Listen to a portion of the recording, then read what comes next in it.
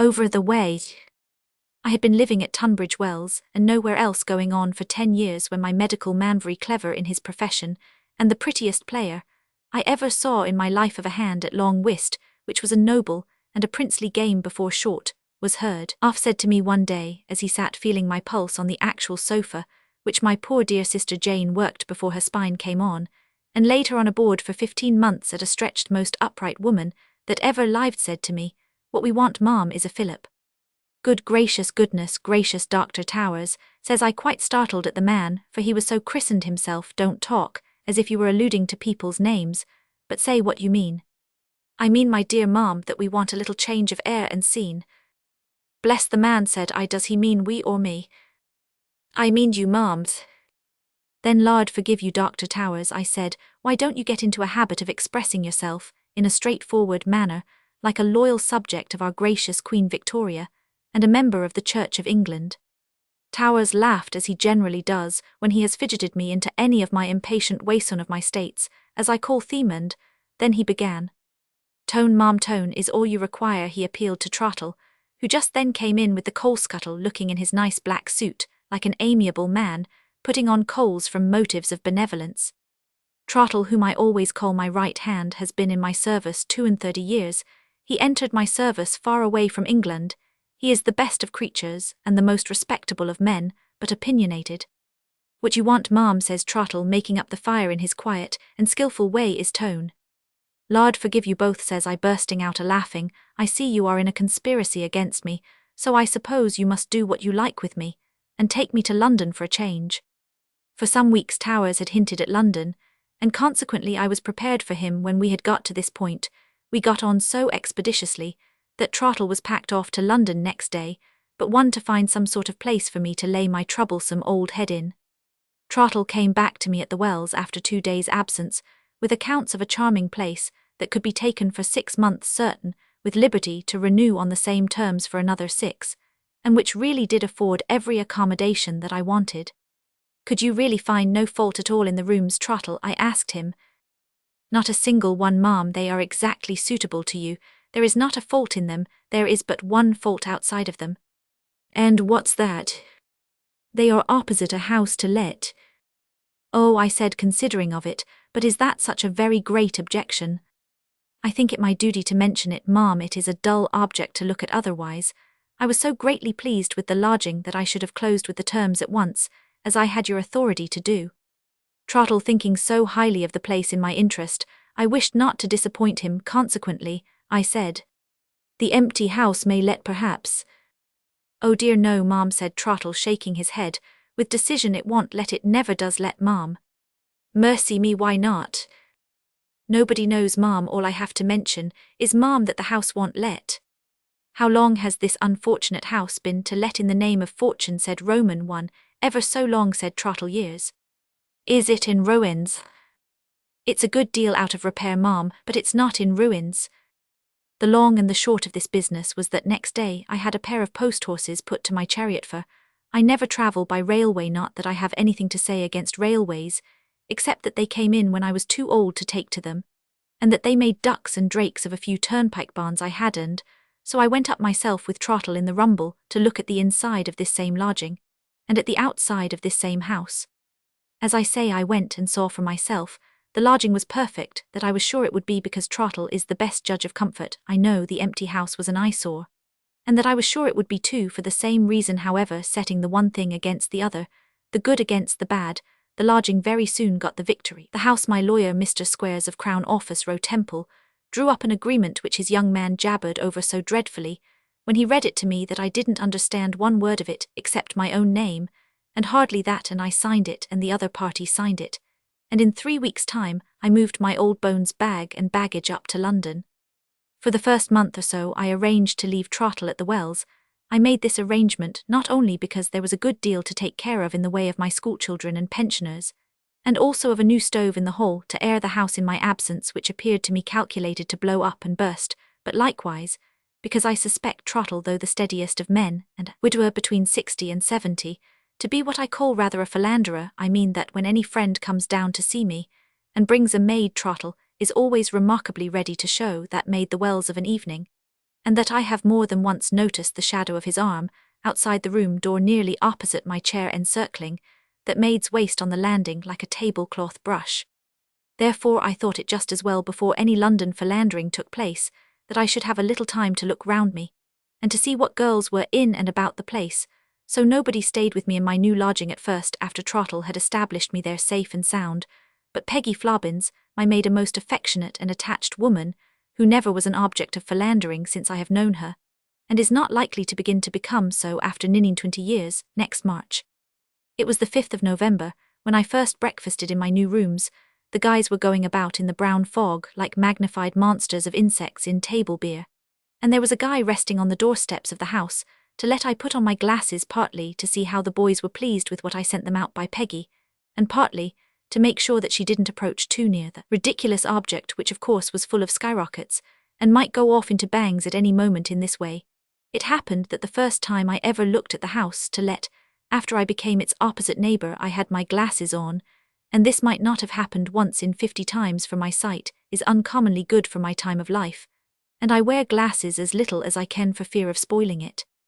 I knew already that it was a 10-roomed house, very dirty and much dilapidated, that the area rails were rusty and peeling away, and that 2 or 3 of them were wanting or half wanting, that there were broken panes of glass in the windows, and blotches of mud on other panes which the boys had thrown at them, that there was quite a collection of stones in the area, also proceeding from those young mischiefs, that there were games chalked on the pavement before the house and likenesses of ghosts, chalked on the street door, that the windows were all darkened by rotting old blinds, or shutters, or both, that the bills to let had curled up, as if the damp air of the place had given them cramps, or had dropped down into corners, as if they were no more. I had seen all this on my first visit, and I had remarked to Trottle that the lower part of the black board about terms was split away, that the rest had become illegible, and that the very stone of the doorsteps was broken across. Notwithstanding, I sat at my breakfast table on that pleased to remember the 5th of November morning, staring at the house through my glasses, as if I had never looked at it before. All at unseen, the first-floor window on my right, down in a low corner at a hole in a blind or a shutter eye, found that I was looking at a secret eye. The reflection of my fire may have touched it and made it shine, but I saw it shine and vanish. The eye might have seen me, or it might not have seen me sitting there in the glow of my fire. You can take which probability you prefer without offence, but something struck through my frame, as if the sparkle of this eye had been electric, and had flashed straight at me. It had such an effect upon me that I could not remain by myself, and I rang for Flobbins, and invented some little jobs for her to keep her in the room after my breakfast was cleared away. I sat in the same place with my glasses on, moving my head now so and now so, trying whether with the shining of my fire and the flaws in the window glass I could reproduce any sparkle seeming to be up there that was like the sparkle of an eye. But no, I could make nothing like it. I could make ripples and crooked lines in the front of the house to let, and I could even twist one window up and loop it into another, but I could make no eye nor anything like an eye, so I convinced myself that I really had seen an eye. Well, to be sure, I could not get rid of the impression of this eye, and it troubled me until it was almost a torment. I don't think I was previously inclined to concern my head much about the opposite house, but after this my head was full of the house, and I thought of little else than the house, and I watched the house, and I talked about the house, and I dreamed of the house. In all this I fully believe now there was a good providence, but you will judge for yourself about that by and by. My landlord was a butler who had married a cook, and set up housekeeping. They had not kept house longer than a couple of years, and they knew no more about the house to let than I. Roman 999, neither could I find out anything concerning it among the tradespeople or otherwise, further than what Trottle had told me at first. It had been empty, some said 6 years, some said 8, some said 10, it never did let, they all agreed, and it never would let.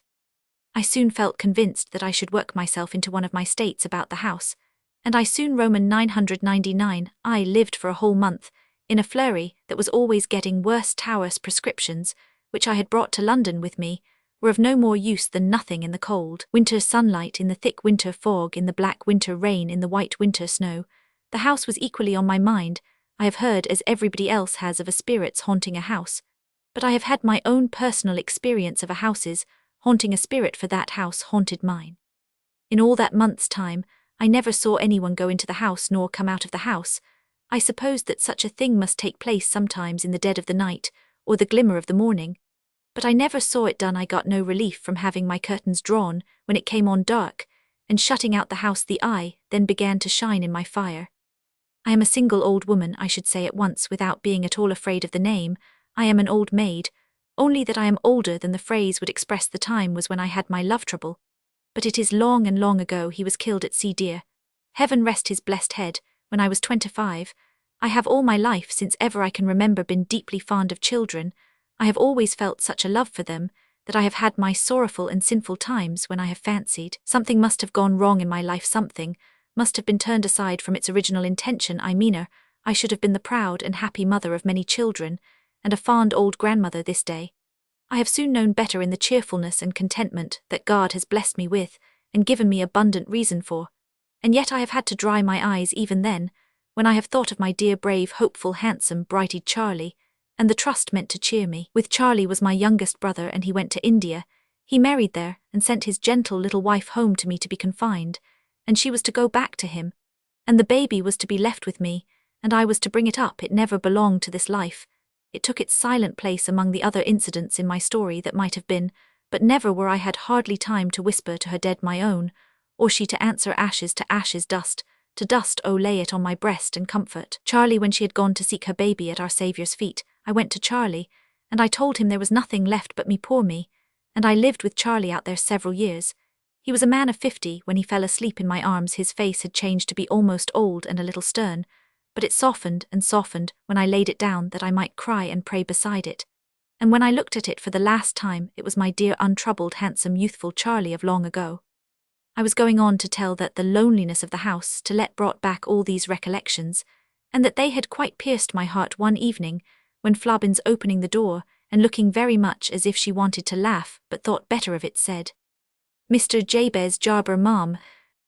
Upon which Mr. Jarber ambled in his usual absurd way, saying, "Safa Nisbe," which I am obliged to confess is my name, a pretty one, and proper one enough when it was given to me, but a good many years out of date now, and always sounding particularly high-flown and comical from his lips, so I said sharply, "Though it is Sophonisba Jarber, you are not obliged to mention it, that I see." In reply to this observation, the ridiculous man put the tips of my 5 right-hand fingers to his lips, and said again, with an aggravating accent on the 3rd syllable, "Sophonisba." I don't burn lamps because I can't abide the smell of oil, and wax candles belong to my day. I hope the convenient situation of one of my tall old candlesticks on the table at my elbow will be my excuse for saying that if he did that again, I would chop his toes with it. I am sorry to add that, when I told him so, I knew his toes to be tender, but really at my time of life, and at Jarber's, it is too much of a good thing. There is an orchestra still standing in the open air at the Wells, before which, in the presence of a throng of fine company, I have walked a minuet with Jarber. But there is a house still standing in which I have worn a pinafore, and had a tooth drawn by fastening a thread to the tooth, and the door handle, and toddling away from the door. And how should I look now at my years in a pinafore, or having a door for my dentist? Besides, Jarber always was more or less an absurd man. He was sweetly dressed and beautifully perfumed, and many girls of my day would have given their ears for him, though I am bound to add that he never cared a fig for them, or their advances either, and that he was very constant to me, for he not only proposed to me before my love happiness ended in sorrow, but afterwards too, not once nor yet twice, nor will we say how many times, however many they were, or however few they were. The last time he paid me that compliment was immediately after he had presented me with a digestive dinner pill stuck on the point of a pin, and I said on that occasion, laughing heartily, "Now, Jarber, if you don't know that 2 people whose united ages would make about 150 have got to be old, I do, and I beg to swallow this nonsense in the form of this pill, which I took on the spot, and I request to hear no more of it." After that he conducted himself pretty well. He was always a little squeezed man, was Jarber, in little sprigged waistcoats, and he had always little legs and a little smile, and a little voice and little roundabout ways. As long as I can remember him, he was always going little errands for people, and carrying little gossip. At this present time, when he called me Sophonisba, he had a little old-fashioned lodging in that new neighbourhood of mine. I had not seen him for 2 or 3 years, but I had heard that he still went out with a little perspective eyeglass, and stood on doorsteps in St. James's Street to see the nobility go to court, and went in his little cloak and galoshes outside Willis Rooms to see them go to Almack's, and caught the frightfulest colds, and got himself trodden upon by coachmen and linkmen, until he went home to his landlady a mass of bruises, and had to be nursed for a month. Jarber took off his little fur-coloured cloak, and sat down opposite me with his little cane and hat in his hand. "Let us have no more sophonisbing, if you please, Jarber," I said. "Call me Sarah. How do you do? I hope you are pretty well." "Thank you, and you," said Jarber. "I am as well as an old woman can expect to be." Jarber was beginning. Say not old Sophon, but I looked at the candlestick, and he left off pretending not to have said anything. "I am infirm, of course," I said, "and so are you. Let us both be thankful it's no worse." "Is it possible that you look worried?" said Jarber. "It is very possible. I have no doubt it is the fact." "And what has worried my soft-hearted friend?" said Jarber. "Something not easy, I suppose, to comprehend. I am worried to death by a house to let over the way." Jarber went with his little tiptoe step to the window curtains, peeped out, and looked round at me. "Yes," said I in answer, "that house." After peeping out again, Jarber came back to his chair with a tender air, and asked, "How does it worry you, Sarah?" "It is a mystery to me," said Roman. "One, of course, every house is a mystery more or less, but something that I don't care to mention, for truly the eye was so slight a thing to mention, that I was more than half ashamed of it, has made that house so mysterious to me, and has so fixed it in my mind that I have had no peace for a month. I foresee that I shall have no peace either, until Trottle comes to me next Monday. I might have mentioned before that there is a lone-standing jealousy between Trottle and Jarber, and that there is never any love lost between those two." "Trottle," petulantly repeated Jarber, with a little flourish of his cane. "How is Trottle to restore the lost peace of Sarah?" "He will exert himself to find out something about the house. I have fallen into that state about it, that I really must discover by some means or other, good or bad, fair or foul, how and why it is that that house remains to let." "And why Trottle? Why not?" putting his little hat to his heart. "Why not Jarber?" "To tell you the truth, I have never thought of Jarber in the matter, and now I do think of Jarber through your having the kindness to suggest him, for which I am really and truly obliged to you. I don't think he could do it." "Sarah, I think it would be too much for you, Jarber." "Sarah, there would be coming and going and fetching and carrying, Jarber, and you might catch cold." "Sarah, what can be done by Trottle can be done by me. I am on terms of acquaintance with every person of responsibility in this parish. I am intimate at the circulating library. I converse daily with the assessed taxes. I lodge with the water rate. I know the medical man. I lounge habitually at the house agents. I dine with the churchwardens. I move to the guardians. Trottle, a person in the sphere of a domestic and totally unknown to society. Don't be warm, Jarber, in mentioning Trottle. I have naturally relied on my right hand, who would take any trouble to gratify even a whim of his old mistress. But if you can find out anything to help to unravel the mystery of this house to let, I shall be fully as much obliged to you as if there was never a Trottle in the land." Jarber rose and put on his little cloak. A couple of fierce brass lions held it tight round his little throat, but a couple of the mildest hairs might have done that, I am sure. "Sarah," he said, "I go expect me on Monday evening the 6th, when perhaps you will give me a cup of tea. May I ask for no green ado?" This was on a Thursday, the 2nd of December, when I reflected that Trottle would come back on Monday too. I had my misgivings as to the difficulty of keeping the two powers from open warfare, and indeed I was more uneasy than I quite like to confess. However, the empty house swallowed up that thought next morning as it swallowed up most other thoughts now, and the house quite preyed upon me all that day, and all the Saturday. It was a very wet Sunday, raining and blowing from morning to night. When the bells rang for afternoon church, they seemed to ring in the commotion of the puddles as well as in the wind, and they sounded very loud and dismal indeed, and the street looked very dismal indeed, and the house looked dismallest of all. I was reading my prayers near the light, and my fire was growing in the darkening window glass, when looking up as I prayed for the fatherless children and widows, and all who were desolate and oppressed, I saw the eye again. It passed in a moment as it had done before, but this time I was inwardly more convinced that I had seen it. Well, to be sure, I had a night. That night, whenever I closed my own eyes, it was to see eyes next morning at an unreasonably, and I should have said, but for that railroad an impossibly early hour, comes Trottle. As soon as he had told me all about the wells, I told him all about the house. He listened with as great interest and attention as I could possibly wish, until I came to Jabez Jarber, when he cooled in an instant and became opinionated. "Now, Trottle," I said, pretending not to notice, "when Mr. Jarber comes back this evening, we must all lay our heads together." "I should hardly think that would be wanted, ma'am. Mr. Jarber's head is surely equal to anything." Being determined not to notice, I said again that we must all lay our heads together. Whatever you order, ma'am, shall be obeyed still, it cannot be doubted. I should think that Mr. Jarber's head is equal if not superior to any pressure that can be brought to bear upon it.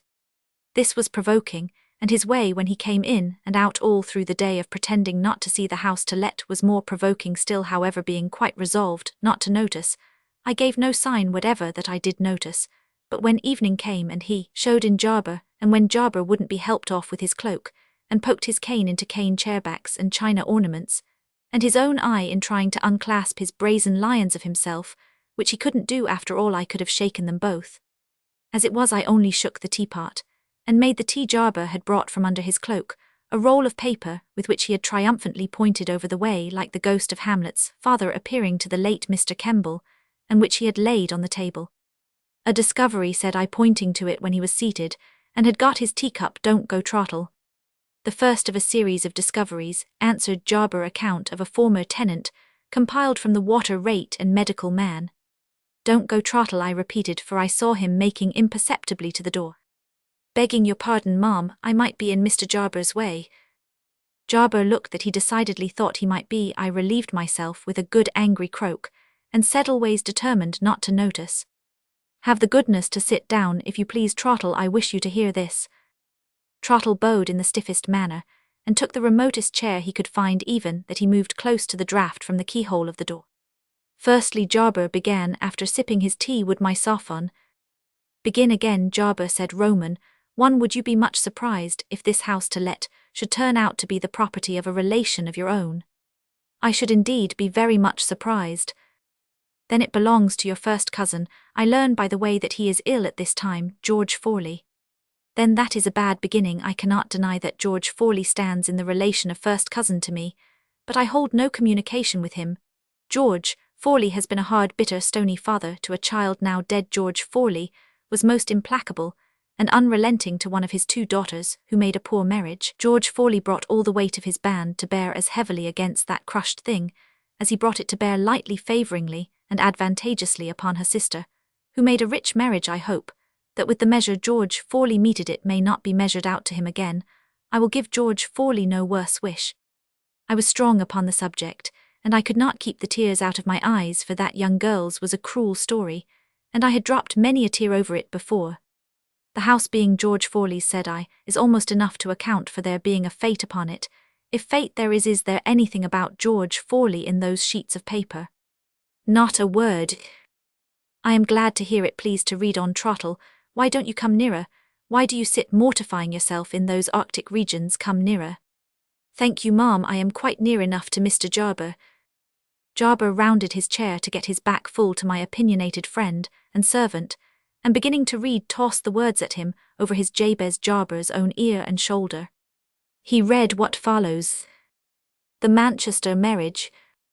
Mr. and Mrs. Openshaw came from Manchester to London, and took the house to let. He had been what is called in Lancashire a salesman for a large manufacturing firm, who were extending their business and opening a warehouse in London, where Mr. Openshaw was now to superintend the business. He rather enjoyed the change of residence, having a kind of curiosity about London, which he had never yet been able to gratify in his brief visits to the metropolis. At the same time, he had an odd shrewd contempt for the inhabitants, whom he had always pictured to himself as fine lazy people caring nothing but for fashion and aristocracy, and lounging away their days in Bond Street, and such places, ruining good English, and ready in their turn to despise him as a provincial. The hours that the men of business kept in the city scandalized him, too accustomed as he was to the early dinners of Manchester folk, and the consequently far longer evenings still. He was pleased to go to London, though he would not for the world have confessed it even to himself, and always spoke of the step to his friends as one demanded of him by the interests of his employers, and sweetened to him by a considerable increase of salary. His salary, indeed, was so liberal that he might have been justified in taking a much larger house than this one had he not thought himself bound to set an example to Londoners of how little a Manchester man of business cared for show inside. However, he furnished the house with an unusual degree of comfort, and in the winter time he insisted on keeping up as large fires as the grates would allow in every room where the temperature was in the least chilly. Moreover, his northern sense of hospitality was such that if he were at home, He could hardly suffer a visitor to leave the house without forcing meat and drink upon him. Every servant in the house was well warmed, well fed, and kindly treated for their master, scorned all petty saving in aught that conduced to comfort, while he amused himself by following out all his accustomed habits and individual ways, in defiance of what any of his new neighbours might think. His wife was a pretty gentle woman of suitable age and character. He was 42, she 35. He was loud, and decided she soft and yielding. They had 2 children, or rather, I should say, she had 2, for the elder, a girl of 11, was Mrs. Openshaw's child by Frank Wilson. Her first husband, the younger, was a little boy, Edwin, who could just prattle, and to whom his father delighted to speak in the broadest and most unintelligible Lancashire dialect, in order to keep up what he called the true Saxon accent. Mrs. Openshaw's Christian name was Alice, and her first husband had been her own cousin. She was the orphan niece of a sea captain in Liverpool, a quiet, grave little creature of great personal attraction. When she was 15 or 16, with regular features and a blooming complexion, but she was very shy and believed herself to be very stupid and awkward, and was frequently scolded by her aunt, her own uncle's second wife. So when her cousin Frank Wilson came home from a long absence at sea, and first was kind and protective to her, secondly attentive, and thirdly desperately in love with her, she hardly knew how to be grateful enough to him. It is true she would have preferred his remaining in the first or second stages of behaviour, for his violent love puzzled and frightened her. Her uncle neither helped nor hindered the love affair, though it was going on under his own eyes. Frank's stepmother had such a variable temper that there was no knowing whether what she liked one day she would like the next or not. At length she went to such extremes of crossness that Alice was only too glad to shut her eyes and rush blindly at the chance of escape from domestic tyranny, offered her by a marriage with her cousin, and liking him better than anyone in the world, except her uncle, who was at this time at sea, she went off one morning and was married to him, her only bridesmaid being the housemaid at her aunt's. The consequence was that Frank and his wife went into lodgings, and Mrs. Wilson refused to see them and turned away Nora, the warm-hearted housemaid, whom they accordingly took into their service. When Captain Wilson returned from his voyage, he was very cordial with the young couple, and spent many an evening at their lodgings smoking his pipe and sipping his grog, but he told them that for quietness' sake he could not ask them to his own house, for his wife was bitter against them. They were not very unhappy about this. The seed of future unhappiness lay rather in Frank's vehement, passionate disposition, which led him to resent his wife's shyness and want of demonstration as failures in conjugal duty.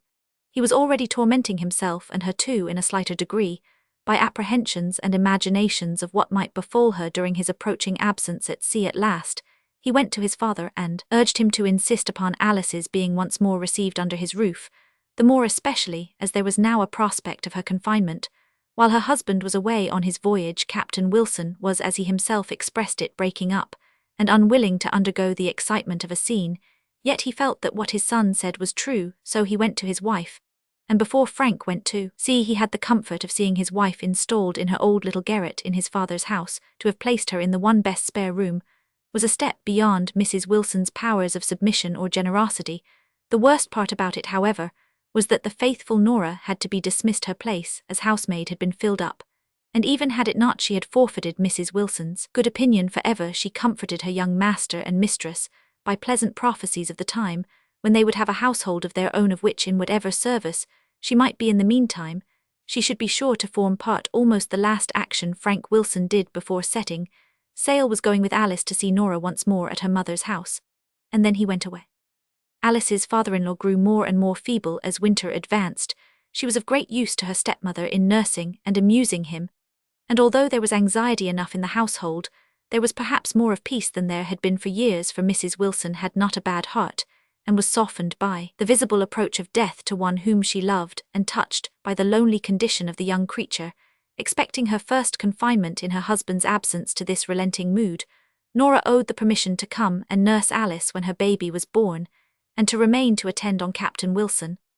Before one letter had been received from Frank, who had sailed for the East Indies and China, his father died. Alice was always glad to remember that he had held her baby in his arms and kissed and blessed it before his death. After that, and the consequent examination into the state of his affairs, it was found that he had left far less property than people had been led by his style of living to imagine, and what money there was all settled upon his wife, and at her disposal after her death. This did not signify much to Alice, as Frank was now first mate of his ship, and in another voyage or two would be captain. Meanwhile, He had left her some hundreds, all his savings in the bank. It became time for Alice to hear from her husband. One letter from the Cape, she had already received the next, was to announce his arrival in India as week after week passed over and no intelligence of the ship's arrival reached the office of the owners, and the captain's wife was in the same state of ignorant suspense as Alice herself. Her fears grew most oppressive. At length the day came when, in reply to her inquiry at the shipping office, they told her that the owners had given up hope of ever hearing more of the Betsy Jane, and had sent in their claim upon the underwriters. Now that he was gone for ever, she first felt a yearning, longing love for the kind cousin, the dear friend, the sympathizing protector, whom she should never see again. First, felt a passionate desire to show him his child, whom she had hitherto rather craved to have all to herself, her own sole possession. Her grief was, however, noiseless and quiet, rather to the scandal of Mrs. Wilson, who bewailed her stepson as if he and she had always lived together in perfect harmony, and who evidently thought it her duty to burst into fresh tears at every strange face she saw dwelling on his poor young widow's desolate state, and the helplessness of the fatherless child, with an unction as if she liked the excitement of the sorrowful story.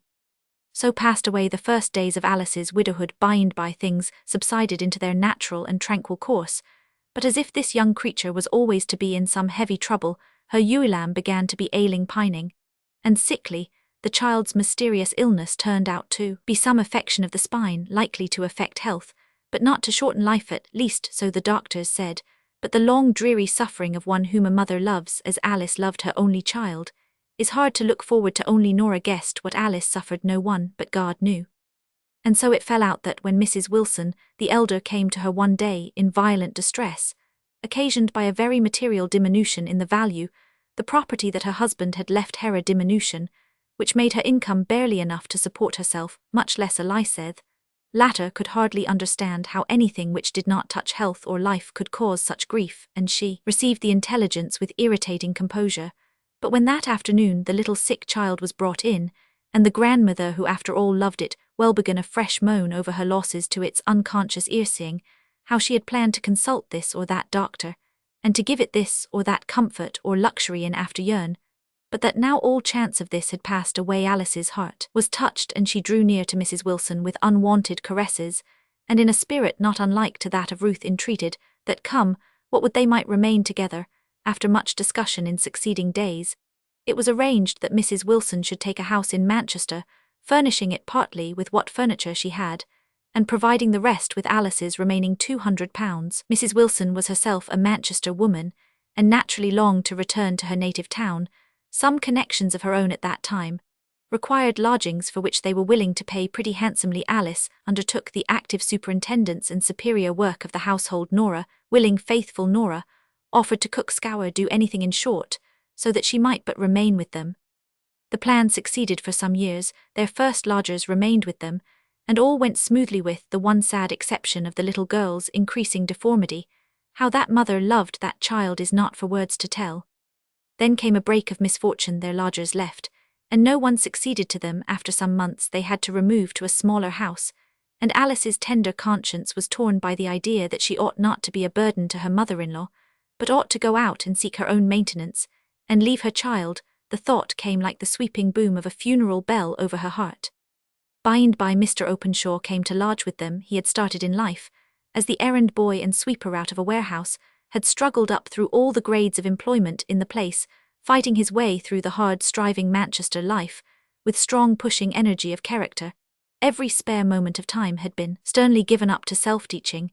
He was a capital accountant, a good French and German scholar, a keen farseeing tradesman understanding markets, and the bearing of events both near and distant on trade, and yet with such vivid attention to present details, that I do not think he ever saw a group of flowers in the fields without thinking whether their colours would or would not form harmonious contrasts in the coming spring muslins and prints. He went to debating societies, and threw himself with all his heart and soul into politics, esteeming, it must be owned, every man a fool or a knave who differed from him, and overthrowing his opponents rather by the loud strength of his language than the calm strength, if his logic there was something of the Yankee in all this. Indeed his theory ran parallel to the famous Yankee motto, England flogs creation, and Manchester flogs England. Such a man as may be fancied had had no time for falling in love or any such nonsense. At the age when most young men go through their courting and matrimony, he had not the means of keeping a wife, and was far too practical to think of having one, and now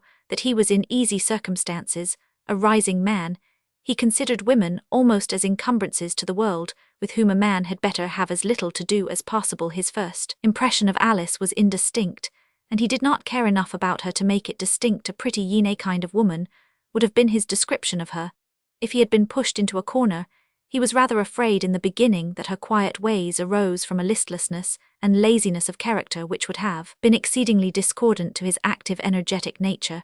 But when he found out the punctuality with which his wishes were attended to, and her work was done when he was called in the morning at the very stroke of the clock, his shaving waiter scolding hot, his fire bright, his coffee made exactly as his peculiar fancy dictated, for he was a man who had his theory about everything based upon what he knew of science, and often perfectly original, then he began to think not that Alice had any peculiar merit, but that he had got into remarkably good lodgings. His restlessness wore away, and he began to consider himself as almost settled for life in them.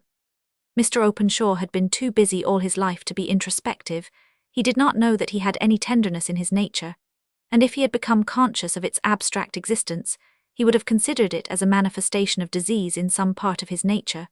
But he was decoyed into pity unawares, and pity led on to tenderness, that little helpless child always carried about by one of the three busy women of the house, or else patiently threading coloured beads in the chair from which by no effort of its own could it ever move the great grave blue eyes full of serious not uncheerful expression, giving to the small delicate face a look beyond its years, the soft plaintive voice dropping out, but few words so unlike the continual prattle of a child caught Mr. Openshaw's attention in spite of himself. One day half scorned himself for doing so, cut short his dinner hour to go in search of some toy which should take the place of those eternal beads. I forget what he bought, but when he gave the present, which he took care to do in a short abrupt manner, and when no one was by to see him, he was almost thrilled by the flash of delight that came over that child's face, and could not help all through that afternoon going over and over again the picture left on his memory by the bright effect of unexpected joy on the little girl's face. When he returned home he found his slippers placed by his sitting-room fire, and even more careful attention paid to his fancies than was habitual in those model lodgings. When Alice had taken the last of his teethings away, she had been silent as usual, till Finch stood for an instant with the door in her hand. Mr. Openshaw looked as if he were deep in his book, though in fact he did not see a line, but was heartily wishing the woman would be gone, and not make any palaver of gratitude. But she only said, "I am very much obliged to you, sir, thank you very much," and was gone even before he could send her away with a "There, my good woman, that's enough." For some time longer he took no apparent notice of the child. He even hardened his heart into disregarding her sudden flush of colour and little timid smile of recognition when he saw her by chance.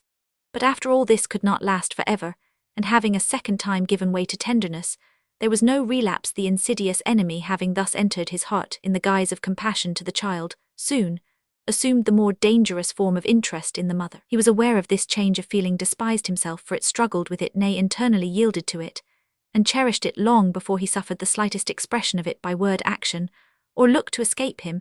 He watched Alice's docile, obedient ways to her stepmother, the love which she had inspired in the rough Nora, roughened by the wear and tear of sorrow and years. But above all, he saw the wild, deep, passionate affection existing between her and her child. They spoke little to anyone else, or when anyone else was by, but when alone together they talked and murmured and cooed, and chattered so continually, that Mr. Openshaw first wondered what they could find to say to each other, and next became irritated, because they were always so grave and silent with him all this time. He was perpetually devising small new pleasures for the child. His thoughts ran in a pertinacious way upon the desolate life before her, and often he came back from his day's work, loaded with the very thing Alice had been longing for, but had not been able to procure one time. It was a little chair for drawing the little sufferer along the streets, and many an evening that ensuing summer Mr. Openshaw drew her along himself, regardless of the remarks of his acquaintances. One day in autumn, he put down his newspaper, as Alice came in with the breakfast, and said in as indifferent a voice as he could assume, "Mrs. Frank, is there any reason why we two should not put up our horses together?" Alice stood still in perplexed wonder. What did he mean? He had resumed the reading of his newspaper, as if he did not expect any answer, so she found silence her safest course, and went on quietly arranging his breakfast without another word passing between them. Just as he was leaving the house to go to the warehouse as usual, he turned back, and put his head into the bright, neat, tidy kitchen, where all the women breakfasted in the morning. You'll think of what I said, Mrs. Frank, this was her name with the lodgers, and let me have your opinion upon it tonight. Alice was thankful that her mother and Nora were too busy talking together to attend much to this speech. She determined not to think about it at all through the day. And of course the effort not to think made her think all the more at night. She sent up Nora with his tea, but Mr. Openshaw almost knocked Nora down, as she was going out at the door, by pushing past her, and calling out Mrs. Frank in an impatient voice at the top of the stairs. Alice went up rather than seem to have affixed too much meaning to his words. "Well, Mrs. Frank," he said, "what answer don't make it too long, for I have lots of office work to get through tonight." "I hardly know what you meant, sir," said truthful Alice. "Well, I should have thought you might have guessed you not new at this sort of work, and I am however ill make it plain this time. Will you have me to be thy wedded husband, and serve me and love me and honour me, and all that sort of thing, because if you will I will do as much by you and be a father to your child, and that's more than is put in the prayer book. Now I am a man of my word, and what I say I feel, and what I promise I'll do now for your answer." Alice was silent. He began to make the tea as if her reply was a matter of perfect indifference to him, but as soon as that was done, he became impatient. "Well," said he, "how long, sir, may I have to think over it?" 3 minutes. Looking at his watch. "You've had 2 already, that makes 5. Be a sensible woman, say yes, and sit down to tea with me, and well talk it over together, for after tea I shall be busy. Say no." He hesitated a moment to try and keep his voice in the same tone. "And I shan't say another word about it, but pay up a year's rent for my rooms tomorrow, and be off. Time's up, yes or no? If you please, sir, you have been so good to little Elsie. There, sit down comfortably by me on the sofa, and let us have our tea together. I am glad to find you are as good and sensible as I took you for." And this was Alice Wilson's second wooing. Mr. Openshaw's will was too strong, and his circumstances too good for him not to carry all before him. He settled Mrs. Wilson in a comfortable house of her own, and made her quite independent of lodgers. The little that Alice said with regard to future plans was in Nora's behalf. "No," said Mr. Openshaw, "Nora shall take care of the old lady as long as she lives, and after that she shall either come and live with us, or if she likes it better she shall have a provision for life for your sake, Mrs. No one who has been good to you or the child shall go unrewarded, but even the little one will be better for some fresh stuff about her. Get her a bright, sensible girl as a nurse, one who won't go rubbing her with calf's foot jelly, as Nora does, wasting good stuff outside that ought to go in, but will follow doctor's directions, which, as you must see pretty clearly by this time, Nora want, because they give the poor little wench pain. Now I am not above being nesh for other folks myself. I can stand a good blow and never change colour, but set me in the operating room in the infirmary, and I turn as sick as a girl. Yet, if need were, I would hold the little wench on my knees, while she screeched with pain, if it were to do her poor back good. Nay, nay, wench, keep your white looks for the time when it comes. I don't say it ever will, but this I know, Nora will spare the child and cheat the doctor, if she can. Now, I say, give the bairn a year or two's chance, and then, when the pack of doctors have done their bestand, maybe the old lady has gone well, have Nora back or do better for her. The pack of doctors could do no good to little Elsie. She was beyond their power, but her father, for so he insisted on being called, and also on Alice's no longer retaining the appellation of mamma, but becoming henceforward mother, by his healthy cheerfulness of manner, his clear decision of purpose, his odd turns and quirks of humour, added to his real strong love for the helpless little girl, infused a new element of brightness and confidence into her life, and though her back remained the same, her general health was strengthened, and Eliza, never going beyond a smile herself, had the pleasure of seeing her child taught to laugh. As for Alice's own life, it was happier than it had ever been. Mr. Openshaw required no demonstration, no expressions of affection from her. Indeed, these would rather have disgusted him. Alice could love deeply, but could not talk about it. The perpetual requirement of loving words, looks and caresses, and misconstruing their absence into absence of love, had been the great trial of her former married life. Now all went on clear and straight under the guidance of her husband's strong sense, warm heart, and powerful will. Year by year their worldly prosperity increased. At Mrs. Wilson's death, Nora came back to them as nurse to the newly born little Edwin, into which post she was not installed without a pretty strong oration on the part of the proud and happy father, who declared that, if he found out that Nora ever tried to screen the boy by a falsehood, or to make him nesh either in body or mind, she should go that very day. Nora and Mr. Openshaw were not on the most thoroughly cordial terms, neither of them fully recognizing or appreciating the other's best qualities. This was the previous history of the Lancashire family, who had now removed to London and had come to occupy the house. They had been there about a year when Mr. Openshaw suddenly informed his wife that he had determined to heal long-standing feuds, and had asked his uncle and Aunt Chadwick to come and pay them a visit and see London. Mrs. Openshaw had never seen this uncle and aunt of her husband's years before she had married him. There had been a quarrel. All she knew was that Mr. Chadwick was a small manufacturer in a country town in South Lancashire. She was extremely pleased that the breach was to be healed, and began making preparations to render their visit pleasant. They arrived at last. Going to see London was such an event to them that Mrs. Chadwick had made all new linen fresh for the occasion from nightcaps downwards. And as for gowns, ribbons and collars, she might have been going into the wilds of Canada, where never a shop is, so large was her stock. A fortnight before the day of her departure for London, she had formally called to take leave of all her acquaintance, saying she should need all the intermediate time for packing up. It was like a second wedding in her imagination. And to complete the resemblance which an entirely new wardrobe made between the two events, her husband brought her back from Manchester on the last market day, before they set off, a gorgeous pearl and amethyst brooch, saying Lunnon should see that Lancashire folks knew a handsome thing when they saw it. For some time after Mr. and Mrs. Chadwick arrived at the Openshaws, there was no opportunity for wearing this brooch, but at length they obtained an order to see Buckingham Palace, and the spirit of loyalty demanded that Mrs. Chadwick should wear her best clothes. In visiting the abode of her sovereign on her return, she hastily changed her dress, for Mr. Openshaw had planned that they should go to Richmond, drink tea, and return by moonlight. Accordingly, about 5 o'clock, Mr. and Mrs. Openshaw and Mr. and Mrs. Chadwick set off. The housemaid and cook sate below. Nora hardly knew where she was, always engrossed in the nursery in tending her 2 children, and in sitting by the restless, excitable Ailsie, till she fell asleep. By and by, the housemaid Bessie tapped gently at the door. Nora went to her, and they spoke in whispers. "Nurse, there's some one downstairs wants you." "Wants me? Who is it?" "A gentleman." "A gentleman? Nonsense." "Well, a man then, and he asks for you." And he rung at the front door bell, and has walked into the dining-room. "You should never have let him," exclaimed Nora. "Master and Mrs. out." "I did not want him to come in, but when he heard you lived here he walked past me and sat down on the first chair, and said, 'Tell her to come and speak to me. There is no gas lighted in the room, and supper is all set out.'" "Hell be off with the spoons," exclaimed Nora, putting the housemaid's fear into words, and preparing to leave the room first, however giving a look to Ailsie sleeping soundly and calmly. Downstairs she went, uneasy fears stirring in her bosom. Before she entered the dining-room, she provided herself with a candle, and with it in her hand she went in, looking round her in the darkness for her visitor. He was standing up, holding by the table Nora, and he looked at each other, gradual recognition coming into their eyes. "Nora," at length he asked.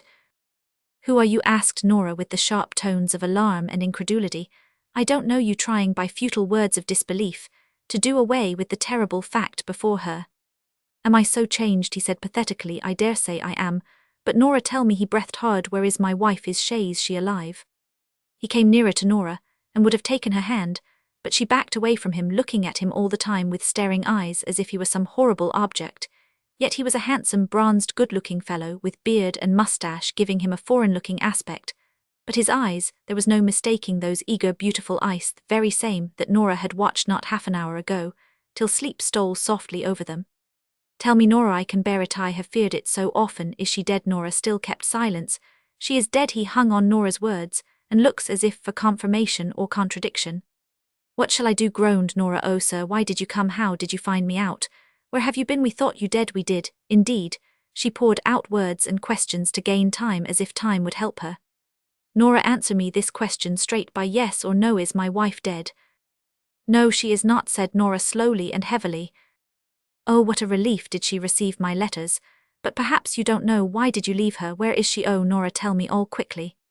"Mr. Frank," said Nora at last, almost driven to bay by her terror, lest her mistress should return at any moment, and find him there unable to consider what was best to be done or said, rushing at something decisive, because she could not endure her present state. "Mr. Frank, we never heard a line from you, and the shipowners said you had gone down, you, and everyone else. We thought you were dead, if ever man was. And poor Miss Alice and her little sick helpless child. Oh, sir, you must guess it," cried the poor creature at last, bursting out into a passionate fit of crying, "for indeed I cannot tell it. But it was no one's fault. God help us all this night." Nora had sate down, she trembled too much to stand. He took her hands in his, he squeezed them hard, as if by physical pressure the truth could be wrung out. Nora, this time his tone was calm, stagnant, as despair. She has married again. Nora shook her head sadly, the grasp slowly relaxed. The man had fainted. There was brandy in the room. Nora forced some drops into Mr. Frank's mouth, chafed his hands, and when mere animal life returned before the mind poured in its flood of memories, and thoughts lifted him up, and rested his head against her knees. Then she put a few crumbs of bread taken from the suppertable soaked in brandy into his mouth. Suddenly, he sprang to his feet. Where is she? Tell me this instant.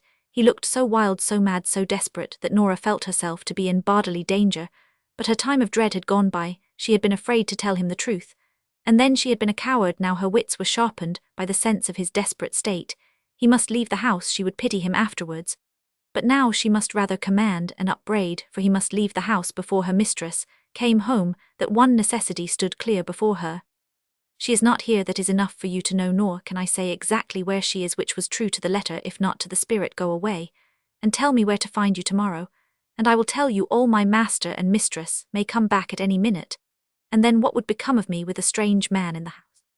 Such an argument was too petty to touch his excited mind.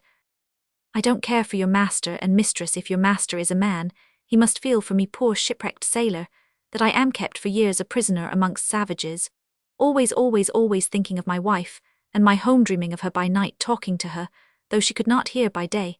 I loved her more than all heaven and earth put together. Tell me where she is this instant, you wretched woman, who salved over her wickedness to her, as you do to me. The clock struck 10. Desperate positions required desperate measures. If you will leave the house now, I will come to you tomorrow, and tell you all. What is more, you shall see your child now. She lies sleeping upstairs. Oh, so you have a child. You do not know that, as yet a little weakly girl with just a heart and soul beyond her years. We have reared her up with such care, we watched her, for we thought for many a year she might die any day, and we tended her, and no hard thing has come near her, and no rough word has ever been said to her. And now you come and will take her life into your hand, and will crush it. Strangers to her have been kind to her, but her own father, Mr. Frank, I am her nurse, and I love her, and I tend her, and I would do anything for her that I could. Her mother's heart beats as hers beats, and if she suffers a pain, her mother trembles all over. If she is happy, it is her mother that smiles, and is glad. If she is growing stronger, her mother is healthy. If she dwindles, her mother languishes. If she dies, well, I don't know. It is not every one can lie down and die when they wish it. Come upstairs, Mr. Frank, and see your child. Seeing her will do good to your poor heart. Then go away in God's name, just this one night tomorrow. If need be, you can do anything, kill us all if you will, or show yourself a great grand man, whom God will bless for ever and ever. Come, Mr. Frank, the look of a sleeping child is sure to give peace. She led him upstairs, at first almost helping his steps, till they came near the nursery door. She had almost forgotten the existence of little Edwin. It struck upon her with a fright as the shaded light fell upon the other cot, but she skillfully threw that corner of the room into darkness, and let the light fall on the sleeping Ailsie. The child had thrown down the coverings, and her deformity, as she lay with her back to them, was plainly visible through her slight nightgown. Her little face, deprived of the lustre of her eyes, looked wan and pinched, and had a pathetic expression in it. Even as she slept, the poor father looked, and looked with hungry, wistful eyes, into which the big tears came swelling up slowly and dropped heavily down as he stood trembling and shaking all over. Nora was angry with herself for growing impatient of the length of time that long lingering gaze lasted. She thought that she waited for full half an hour before Frank stirred, and then, instead of going away, sank down on his knees by the bedside and buried his face in the clothes. Little Ailsie stirred uneasily. Nora pulled him up in terror. She could afford no more time even for prayer in her extremity of fear, for surely the next moment would bring her mistress home. She took him forcibly by the arm, but as he was going, his eye lighted on the other bed. He stopped. Intelligence came back into his face, his hands clenched. His child, he asked. Her child, replied Nora. God watches over him, said she instinctively, for Frank's looks excited her fears, and she needed to remind herself of the protector of the helpless. God has not watched over me, he said in despair, his thoughts apparently recoiling on his own desolate, deserted state. But Nora had no time for pity. Tomorrow she would be as compassionate as her heart prompted. At length she guided him downstairs, and shut the outer door, and bolted it as if by bolts to keep out facts. Then she went back into the dining room, and effaced all traces of his presence as far as she could. She went upstairs to the nursery, and sate there, her head on her hand, thinking what was to come of all this misery. It seemed to her very long before they did return, yet it was hardly 11 o'clock. She so heard the loud, hearty Lancashire voices on the stairs. And for the first time, she understood the contrast of the desolation of the poor man who had so lately gone forth in lonely despair. It almost put her out of patience to see Mrs. Openshaw come in calmly smiling, handsomely dressed, happy, easy to inquire after her children. Did Ailsie go to sleep comfortably? She whispered to Nora. Yes. Her mother bent over her, looking at her slumbers with the soft eyes of love. How little she dreamed who had looked on her last then. She went to Edwin with perhaps less wistful anxiety in her countenance, but more of pride. She took off her things to go down to supper. Nora saw her no more that night. Beside the door into the passage, the sleeping nursery opened out of Mr. and Mrs. Openshaw's room in order that they might have the children more immediately under their own eyes. Early the next summer morning, Mrs. Openshaw was awakened by Ailsie's startled call of "Mother, mother." She sprang up, put on her dressing gown, and went to her child. Ailsie was only half awake, and in a not uncommon state of terror. "Who was he, mother? Tell me." "Who, my darling? No one is here. You have been dreaming, love. Waken up, quite. See, it is broad daylight." "Yes," said Ailsie, looking round her, then clinging to her mother said, "But a man was here in the night, mother." "Nonsense, little goose. No man has ever come near you." "Yes, he Roman 999. He stood there just by Nora, a man with hair and a beard, and he knelt down and said his prayers. Nora knows he was here, mother," half angrily, as Mrs. Openshaw shook her head in smiling incredulity. "Well, we will ask Nora when she comes," said Mrs. Openshaw soothingly, "but we won't talk any more about him now. It is not 5 o'clock. It is too early for you to get up. Shall I fetch you a book and read to you?"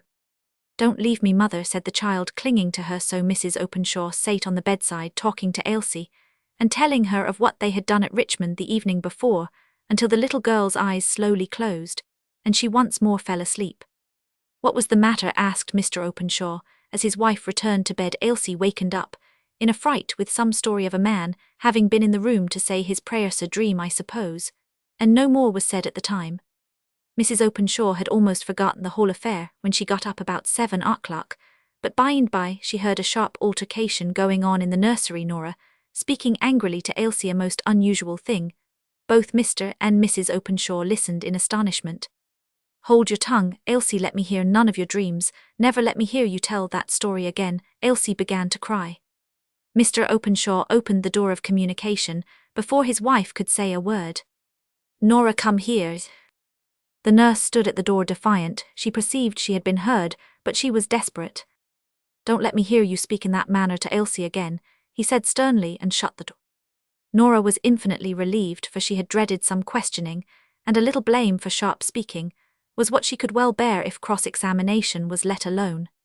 Downstairs they went, Mr. Openshaw carrying Ailsie, the sturdy Edwin coming step by step, right foot foremost, always holding his mother's hand. Each child was placed in a chair by the breakfast-table, and then Mr. and Mrs. Openshaw stood together at the window awaiting their visitor's appearance, and making plans for the day. There was a pause. Suddenly, Mr. Openshaw turned to Ailsie and said, "What a little goosey somebody is with her dreams, waking up poor tired mother in the middle of the night, with a story of a man being in the room."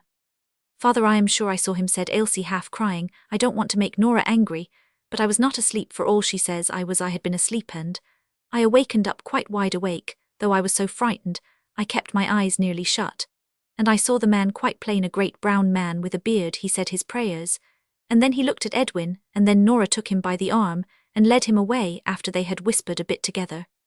"Now, my little woman must be reasonable," said Mr. Openshaw, who was always patient with Ailsie. "There was no man in the house last night, at all. No man comes into the house, as you know, if you think, much less goes up into the nursery. But sometimes we dream something has happened, and the dream is so like reality that you are not the first person, little woman, who has stood out that the thing has really happened." "But indeed it was not a dream," said Ailsie, beginning to cry. Just then Mr. and Mrs. Chadwick came down, looking grave and discomposed. All during breakfast time they were silent and uncomfortable. As soon as the breakfast things were taken away, and the children had been carried upstairs, Mr. Chadwick began in an evidently preconcerted manner to inquire if his nephew was certain that all his servants were honest, for that Mrs. Chadwick had that morning missed a very valuable brooch which she had worn the day before. She remembered taking it off when she came home from Buckingham Palace. Mr. Openshaw's face contracted into hard lines, grew like what it was before he had known his wife and her child. He rang the bell. Even before his uncle had done speaking, it was answered by the housemaid. "Mary, was anyone here last night, while we were away?" "A man, sir, came to speak to Nora." "To speak to Nora? Who was he? How long did he stay?" "I'm sure I can't tell, sir. He came perhaps about 9. I went up to tell Nora in the nursery, and she came down to speak to him. She let him out, sir. She will know who he was, and how long he stayed." She waited a moment to be asked any more questions, but she was not, so she went away. A minute afterwards Openshaw made as though he were going out of the room, but his wife laid her hand on his arm. "Do not speak to her before the children," she said in her low, quiet voice. "I will go up and question her." "No, I must speak to her. You must know," said he, turning to his uncle. "And aunt, my missus, has an old servant as faithful as ever woman was, I do believe, as far as love goes, but, at the same time, who does not always speak truth, as even the missus must allow. Now my notion is that this Nora of ours has been come over by some good-for-nothing chap, for she's at the time o' life when they say women pray for husbands, any good Lord any, and has let him into our house, and the chap has made off with your brooch, and map and many another thing. Beside, it's only saying that Nora is soft-hearted, and does not stick at a white lie, that's all, missus." It was curious to notice how his tone, his eyes, his whole face changed as he spoke to his wife. But he was the resolute man through all. She knew better than to oppose him, so she went upstairs and told Nora her master wanted to speak to her, and that she would take care of the children in the meanwhile. Nora rose to go without a word. Her thoughts were these: "If they tear me to pieces, they shall never know through me he may commend. Then, just Lord have mercy upon us all, for some of us are dead folk to a certainty, but he shall do it, not me." You may fancy now her look of determination as she faced her master alone in the dining-room. Mr. and Mrs. Chadwick, having left the affair in their nephew's hands, seeing that he took it up with such vehemence. "Nora, who was that man that came to my house last night?"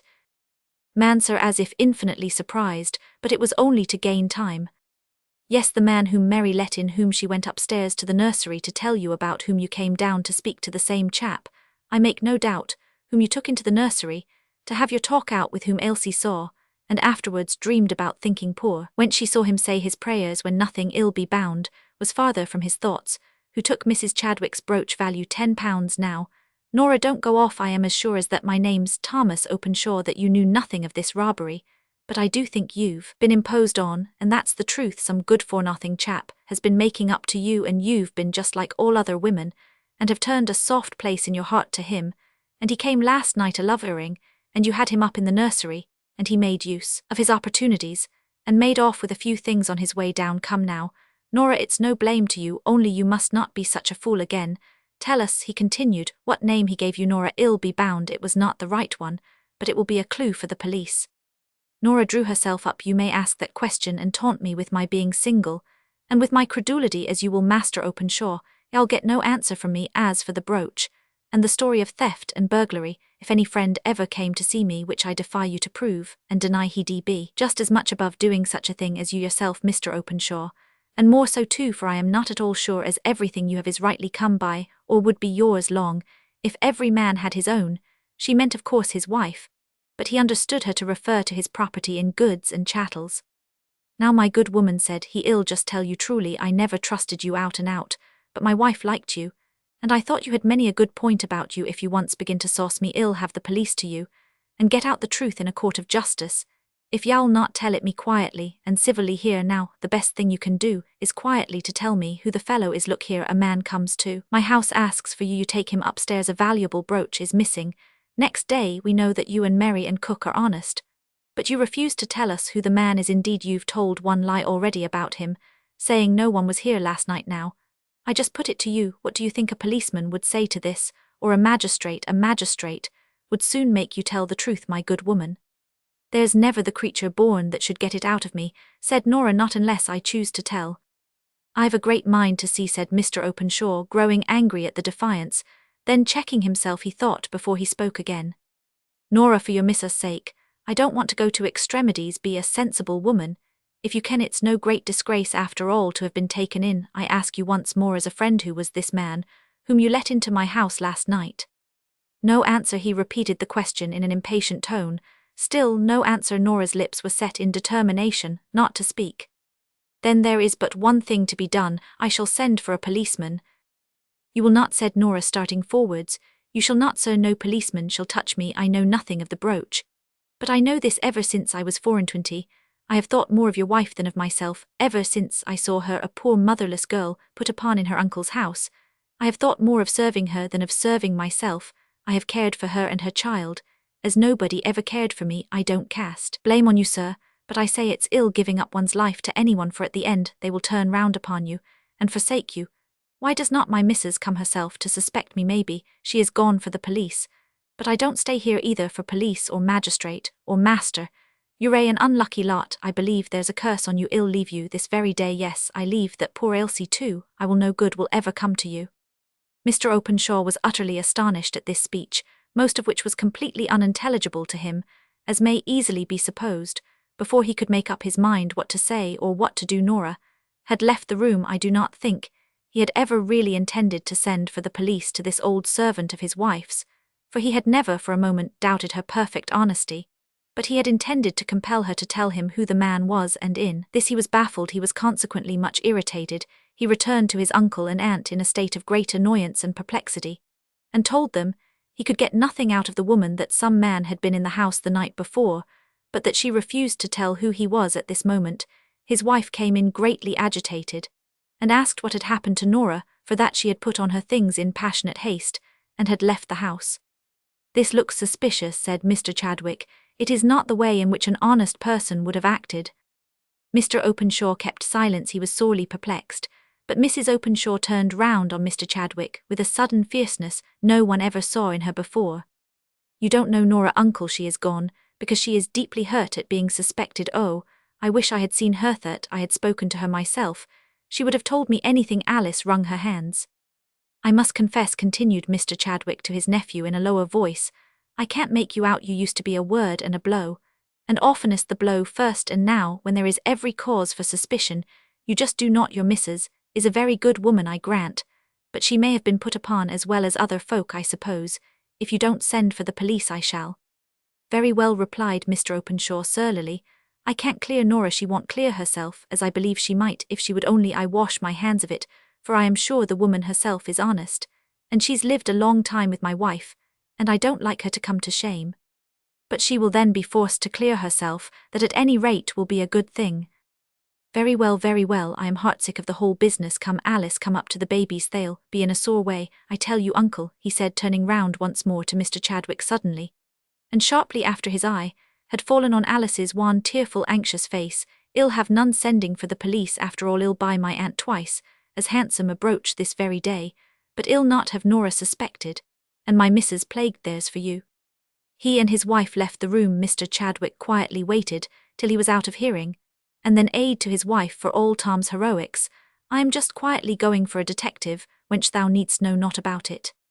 He went to the police station, and made a statement of the case. He was gratified by the impression which the evidence against Nora seemed to make. The men all agreed in his opinion, and steps were to be immediately taken to find out where she was. Most probably, as they suggested, she had gone at once to the man who to all appearance was her lover. When Mr. Chadwick asked how they would find her out, they smiled, shook their heads, and spoke of mysterious but infallible ways and means.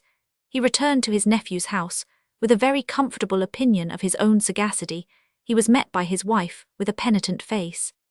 Oh, master, I've found my brooch. It was just sticking by its pin in the flounce of my brown silk that I wore yesterday. I took it off in a hurry, and it must have caught in it, and I hung up my gown in the closet just now. When I was going to fold it up, there was the brooch. I am very vexed, but I never dreamt but what it was lost.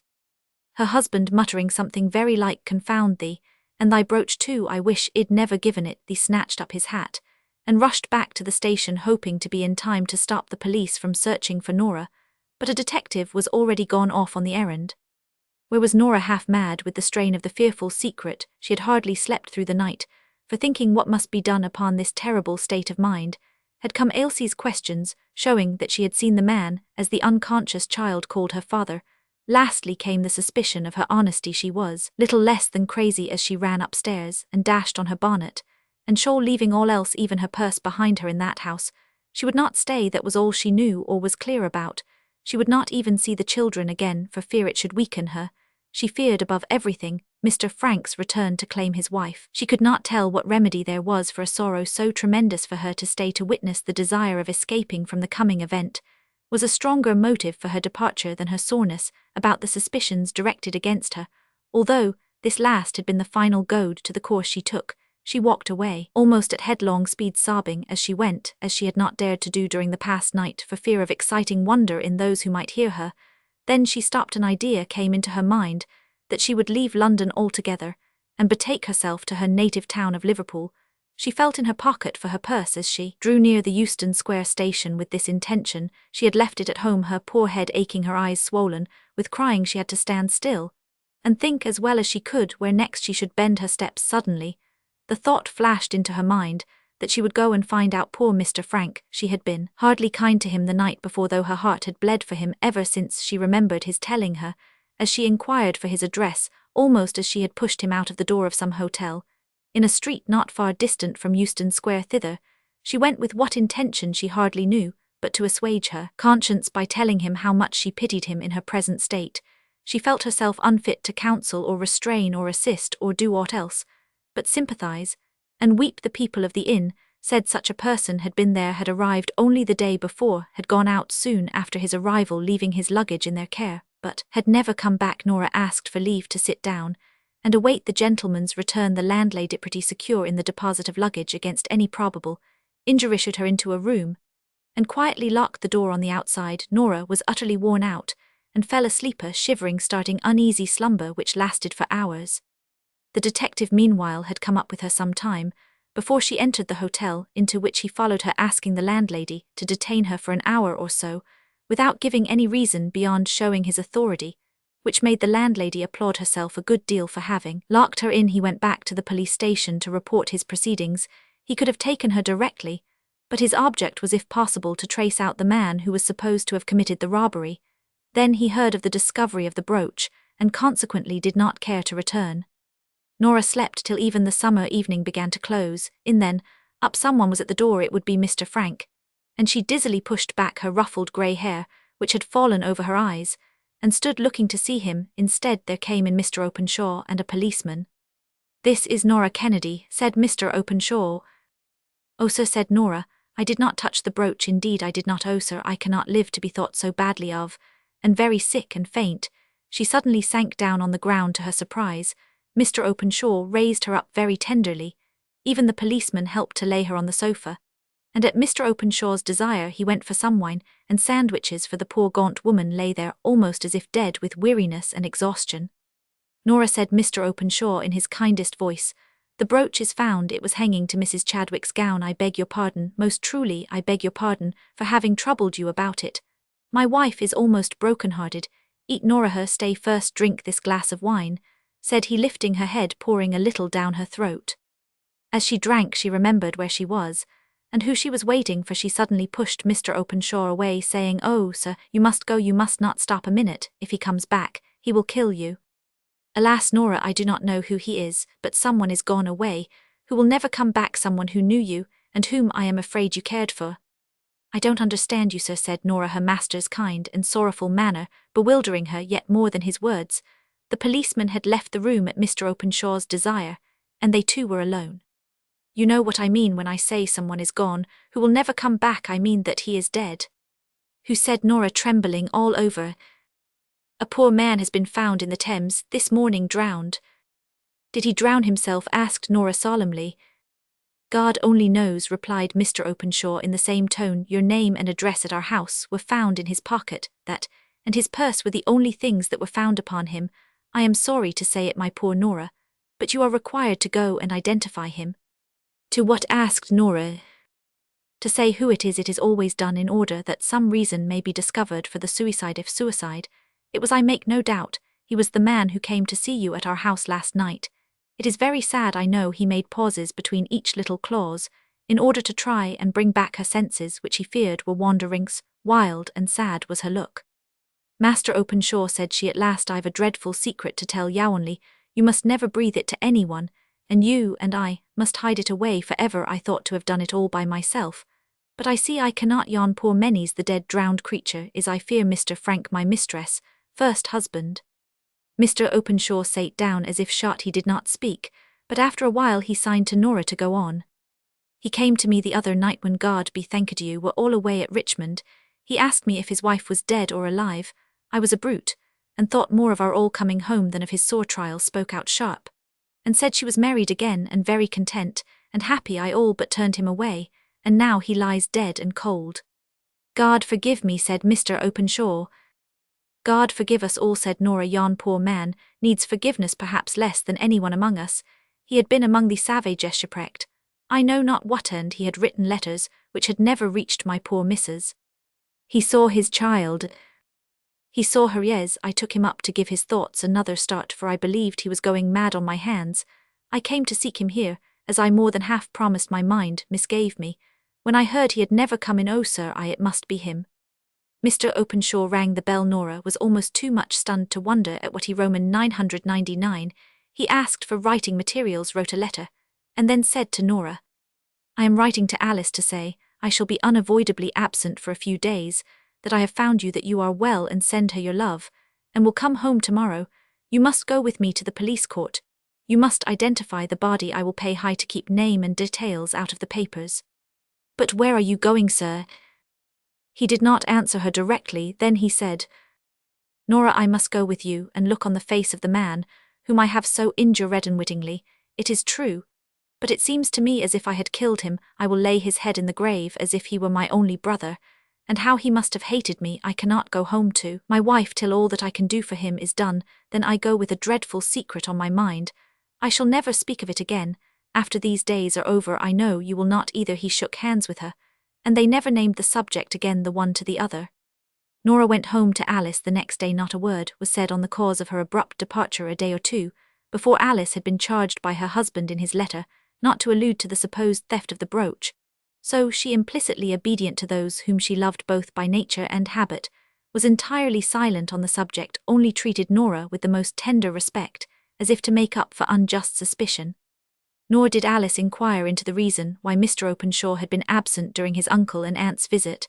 After he had once said that it was unavoidable, he came back grave and quiet, and from that time forth was curiously changed, more thoughtful, and perhaps less active, quite as decided in conduct, but with new and different rules for the guidance of that conduct. Towards Alice he could hardly be more kind than he had always been, but he now seemed to look upon her as someone sacred, and to be treated with reverence as well as tenderness. He throve in business, and made a large fortune, one half of which was settled upon her.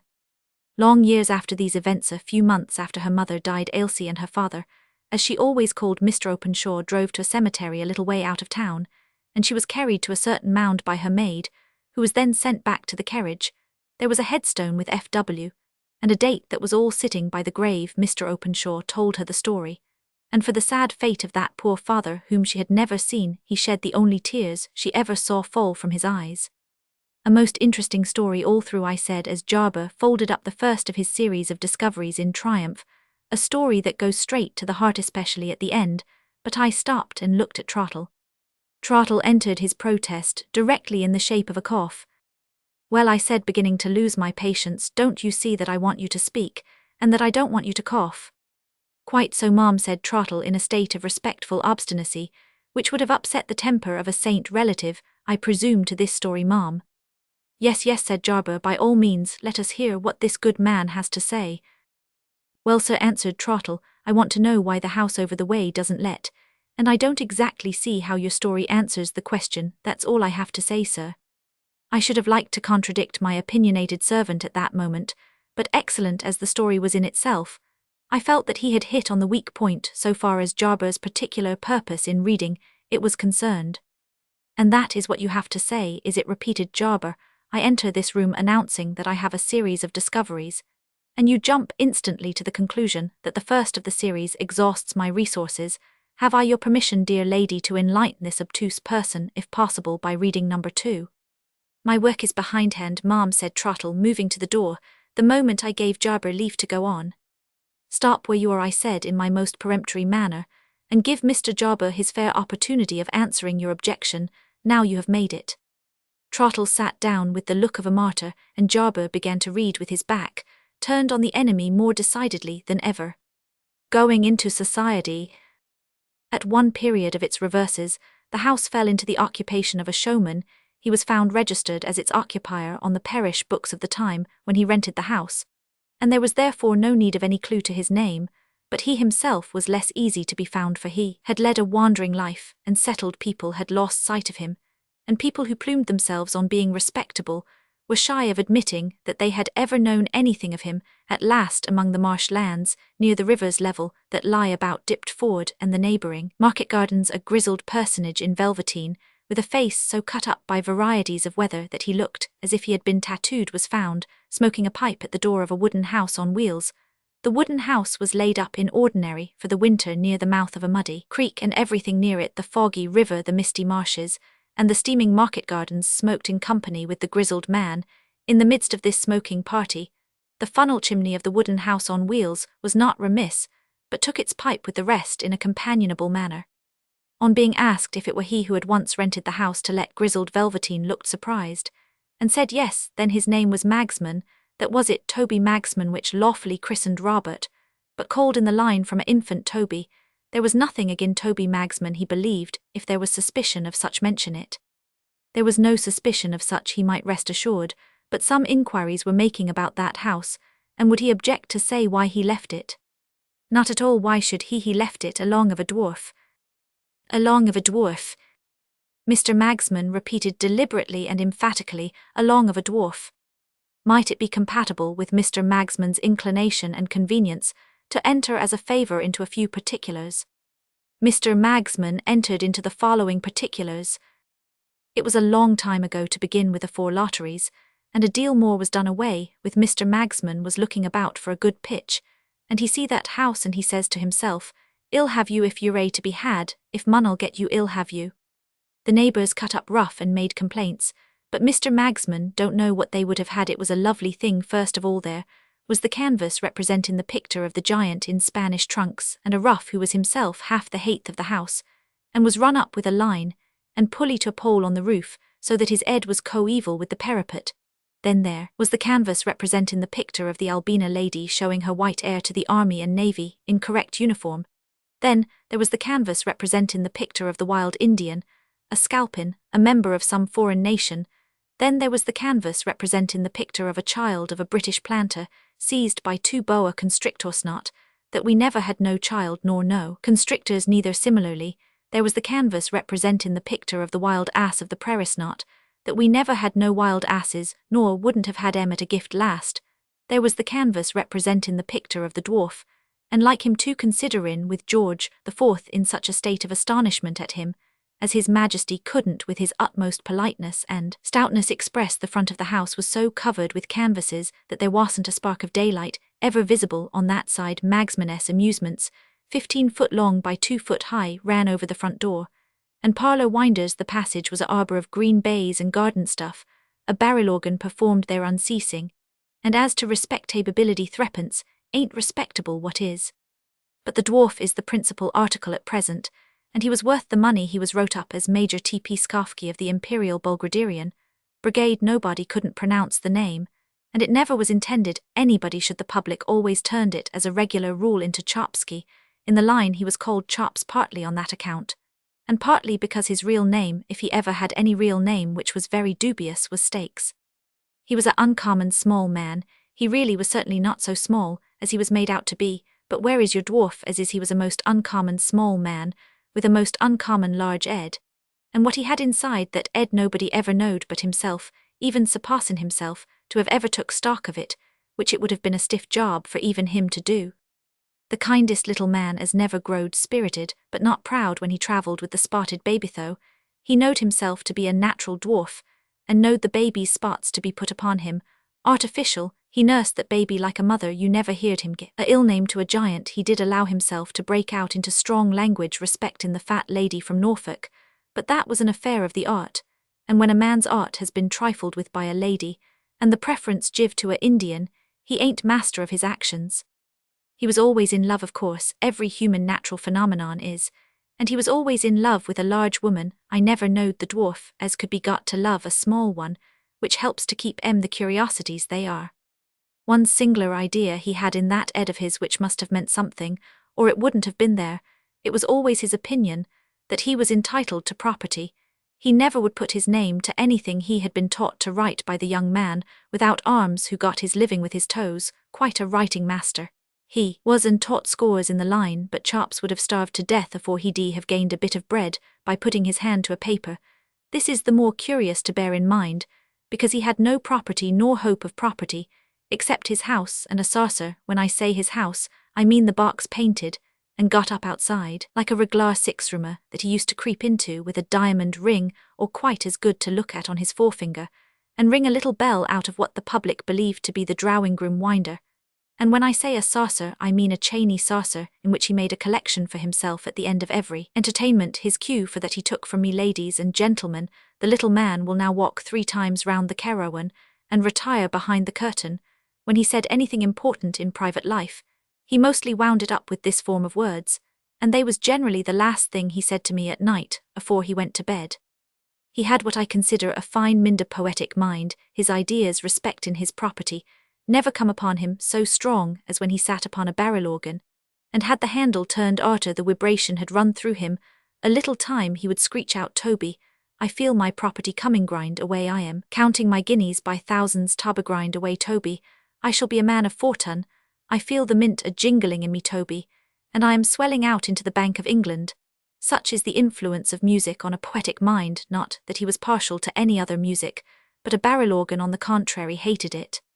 He had a kind of a everlasting grudge agin the public, which is a thing you may notice in many phenomenons that get their living out of it. What riled him most in the nature of his occupation was that it kept him out of society. He was continually saying, "Toby, my ambition is to go into society. The curse of my position towards the public is that it keeps me out of society. This don't signify to a low beast of a Indian he ain't formed for society. This don't signify to a spotted baby he ain't formed for society. I am." Nobody never could make out what Chops done with his money. He had a good salary down on the drum every Saturday, as the day came round. Besides having the run of his teat hand, he was a woodpecker to eat, but all dwarfs or the saucer was a little income, bringing him in so many halfpence that he'd carry 'em for a week together, tied up in a pocket-handkercher.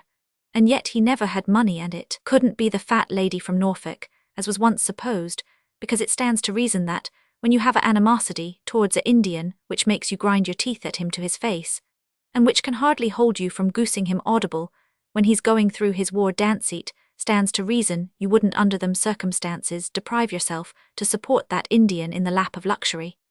Most unexpected the mystery come out one day at Egham races.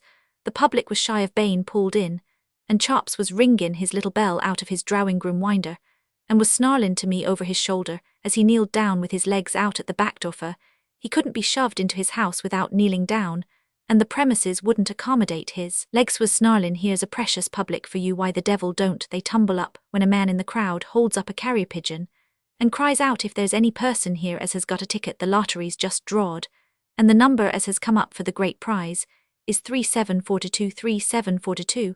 I was jivin' the man to the furies myself for calling off the public's attention, for the public will turn away at any time to look at anything in preference to the thing showed 'em. And if you doubt it, get 'em together for any individual purpose on the face of the earth, and send only 2 people in late, and see if the whole company ain't far more interested in talkin' particular notice of them too than of you. I say, I wasn't best pleased with the man for callin' out, and wasn't blessin' him in my own mind, when I see Chop's little bell fly out of winder at a old lady, and he gets up and kicks his box over expossin' the whole secret, and he catches hold of the calves of my legs, and he says to me, "Carry me into the one, Toby, and throw a pail of water over me, or I am a dead man, for I've come into my property." 12,000 odd £100 was Chop's winnins. He had bought a half ticket for the 25,000 prize, and it had come up the first use he made of his property was to offer to fight the wild Indian for £500, aside him with a poisoned darning needle, and the Indian with a club. But the Indian being in want of backers to that amount, it went no further. Arter he had been mad for a week, in a state of mind, in short, in which if I had let him sit on the organ for only 2 minutes, I believe he would have bust. But we kept the organ from him. Mr. Chops come round, and behaved liberal and beautiful to all. He then sent for a young man he knowed, as had a worry genteel appearance, and was a barnet at a gamming booth, most respectable, brought up, father having been imminent in the livery stable line, but unfortunate in a commercial crisis through paintin' a old grey ginger bay, and sellin' him with a pedigree, and Mr. Chops said to this bonnet, who said his name was Normandy, which it wasn't. Normandy, I am a-goin' into society, will you go with me?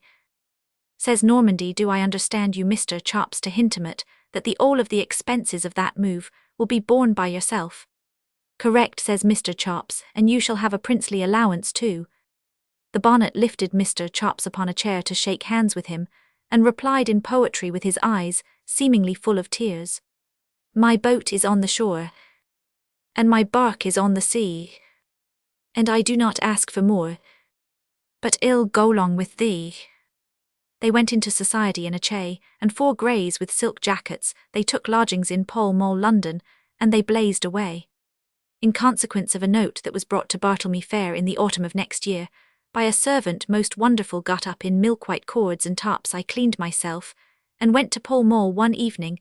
Apinted the gentlemen was at their wine arter dinner, and Mr. Chops' eyes was more fixed in that ed of his than I thought good for him. There was 3 of 'em in company, I mean, and I knowed the third well. When last met, he had on a white Roman shirt, and a bishop's mitre covered with leopard skin, and played the clarionet all wrong in a band at a wild beast show. This gent took on not to know me, and Mr. Chops said, Gentlemen, this is a old friend of former days, and Normandy looked at me through a eyeglass, and said, Magsman, glad to see yow, which ill take my oath. He wasn't Mr. Chops, to get him convenient to the table, had his chair on a throne much of the form of George the Fourth's in the canvas, but he hardly appeared to me to be king there in any other point of view, for his 2 gentlemen ordered about like emperors. They was all dressed like May Day gorgeous, and as to wine they swam in all sorts. I made the round of the bottles first separate to say I had done it, and then mixed 'em all together to say I had done it, and then tried 2 of 'em as half and half, and then t'other 2 altogether. I passed a pleasing evening, but with a tendency to feel muddled, until I considered it good manners to get up and say, Mr. Chops, the best of friends must part. I thank you for the variety of foreign drains you have stood so handsome. I looks towards you in red wine, and I takes my leave. Mr. Chops replied, If y'all just hitch me out of this over your right arm, Magsman, and carry me downstairs, I'll see you out. I said I couldn't think of such a thing, but he would have it, so I lifted him off his throne.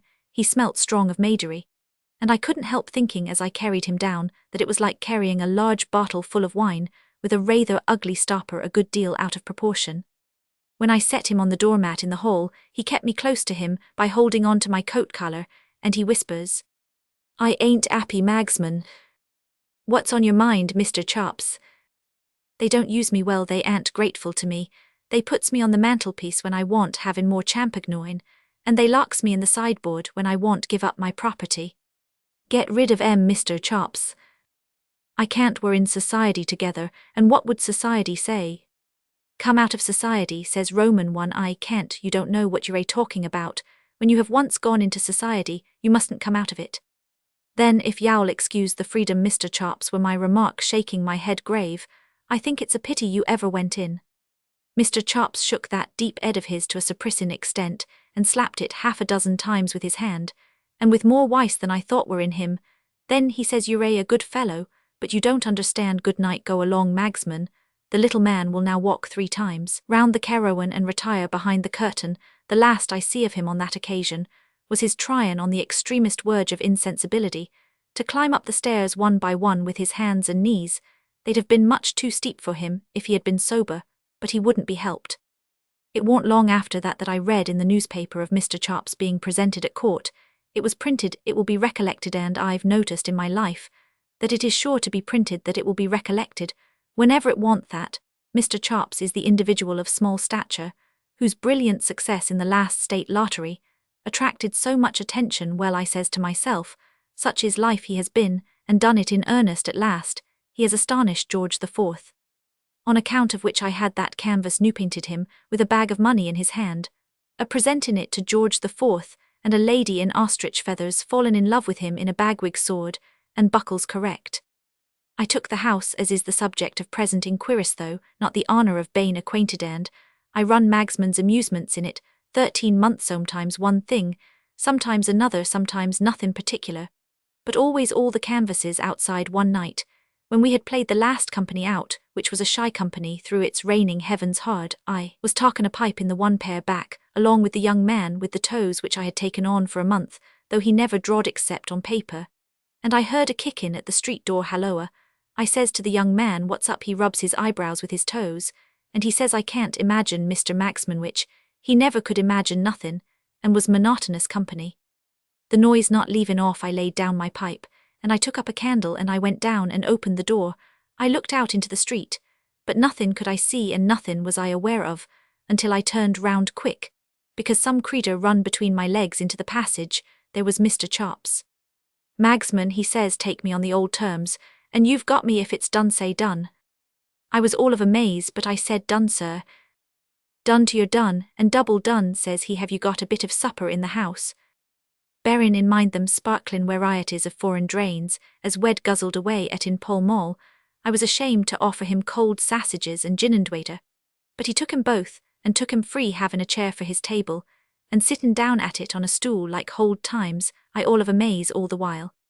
It was arter he had made a clean sweep of the sausages beef, and to the best of my calculations, £2.25 that the wisdom as was in that little man began to come out of him like perspiration. Magsman, he says, look upon me, you see afore you one as has both gone into society and come out. Oh, you are out of it, Mr. Chops. How did you get out, sir? Sold out, says he. You never saw the like of the wisdom as his Ed expressed when he made use of them 2 words. My friend Magsman, I'll impart to you a discovery I've made. It's wallable, it's cost £12,500, it may do you good in life. The secret of this matter is that it ain't so much that a person goes into society as that society goes into a person. Not exactly keepin' up with his meanin', I shook my head, put on a deep look, and said, you're right there, Mr. Chops. Magsman, he says, twitchin' me, by the leg, society has gone into me to the tune of every penny of my property. I felt that I went pale, and though naturally a bold speaker, I couldn't hardly say where's Normandy. Bolted with the plate, said Mr. Chops. And t'other one, meaning him as formerly wore the bishop's mitre. Bolted with the jewels, said Mr. Chops. I sat down and looked at him, and he stood up and looked at me. Magsman, he says, and he seemed to myself to get wiser as he got hoarser, society taken in the lump, is all dwarfs at the court of St. James. They was all a-doing my old business, all a-goin 3 times round the carawan, in the hold court suits, and properties elsewheres. They was most of 'em ringin' their little bells out of make-believes.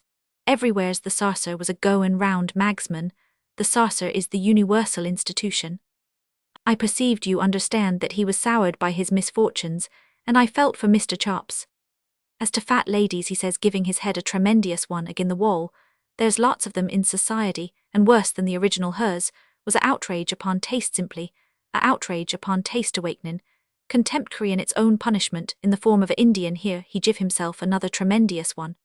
But there's Magsman, theirs is mercenary outrages, lay in cashmere shawls, buy bracelets, strew and a lot of handsome fans and things about your rooms, let it be known that you give away like water to all as come to admire, and the fat ladies that don't exhibit for so much down upon the drum will come from all the pints of the compass to flock about you, whatever you are. They'll drill holes in your art, Magsman, like a cullender, and when you've no more left to give, they'll laugh at you to your face, and leave you to have your bones picked dry by Walters, like the dead wild ass of the prairies, that you deserve to be here.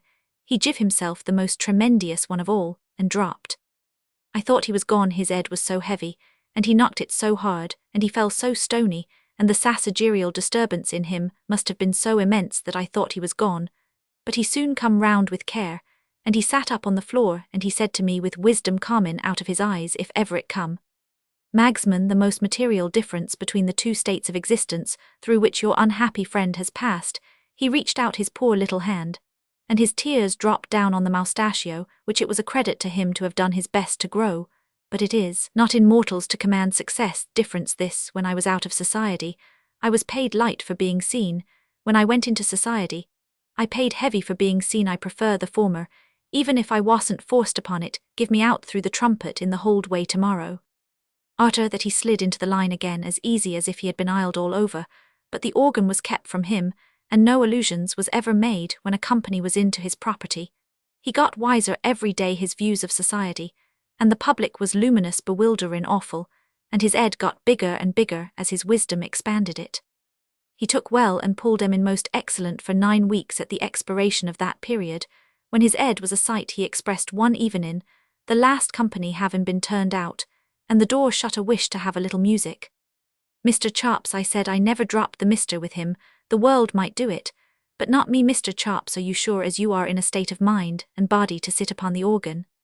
His answer was this: Toby, when next met with on the tramp, I forgive her, and the Indian and I am. It was with fear and trembling that I began to turn the handle, but he sat like a lamb. I will be my belief to my dying day, that I see his head expand. As he sat, you may therefore judge how great his thoughts was. He sat out all the changes, and then he come off. Toby, he says with a quiet smile, the little man will now walk 3 times round the carawan, and retire behind the curtain. When we called him in the morning, we found him gone into a much better society than mine or Pall Mall's. I give Mr. Chops as comfortable a funeral as lay in my power, followed myself as chief, and had the George the Fourth canvas carried first in the form of a banner, but the house was so dismal arterwards that I give it up, and took to the wan again. I don't triumph, said Jarber, folding up the second manuscript, and looking hard at Trottle, I don't triumph over this worthy creature, I merely ask him if he is satisfied now. How can he be anything else, I said, answering for Trottle, who sat obstinately silent this time. Jarber, you have not only read us a delightfully amusing story, but you have also answered the question about the house. Of course, it stands empty now. Who would think of taking it after it had been turned into a caravan? I looked at Trottle as I said those last words, and Jarber waved his hand indulgently in the same direction. Let this excellent person speak, said Jarber. You were about to say, my good man. I only wished to ask, sir, said Trottle doggedly, if you could kindly oblige me with a date or two in connection with that last story. A date, repeated Jarber. What does the man want with dates? I should be glad to know, with great respect, persisted Trottle, if the person named Magsman was the last tenant who lived in the house. It's my opinion, if I may be excused for giving it, that he most decidedly was not. With those words Trottle made a low bow and quietly left the room. There is no denying that Jarber, when we were left together, looked sadly discomposed. He had evidently forgotten to inquire about dates, and in spite of his magnificent talk about his series of discoveries, it was quite as plain that the 2 stories he had just read had really and truly exhausted his present stock. I thought myself bound in common gratitude to help him out of his embarrassment by a timely suggestion, so I proposed that he should come to tea again on the next Monday evening, the 13th, and should make such inquiries in the meantime as might enable him to dispose triumphantly of Trottle's objection. He gallantly kissed my hand, made a neat little speech of acknowledgment, and took his leave for the rest of the week. I would not encourage Trottle by allowing him to refer to the house at all. I suspected he was making his own inquiries about dates, but I put no questions to him. On Monday evening, the 13th, that dear unfortunate Jarber came punctual to the appointed time. He looked so terribly harassed that he was really quite a spectacle of feebleness and fatigue. I saw at a glance that the question of dates had gone against him, that Mr. Magsman had not been the last tenant of the house, and that the reason of its emptiness was still to see. What I have gone through, said Jarber, words are not eloquent enough to tell. O Sophonisba, I have begun another series of discoveries.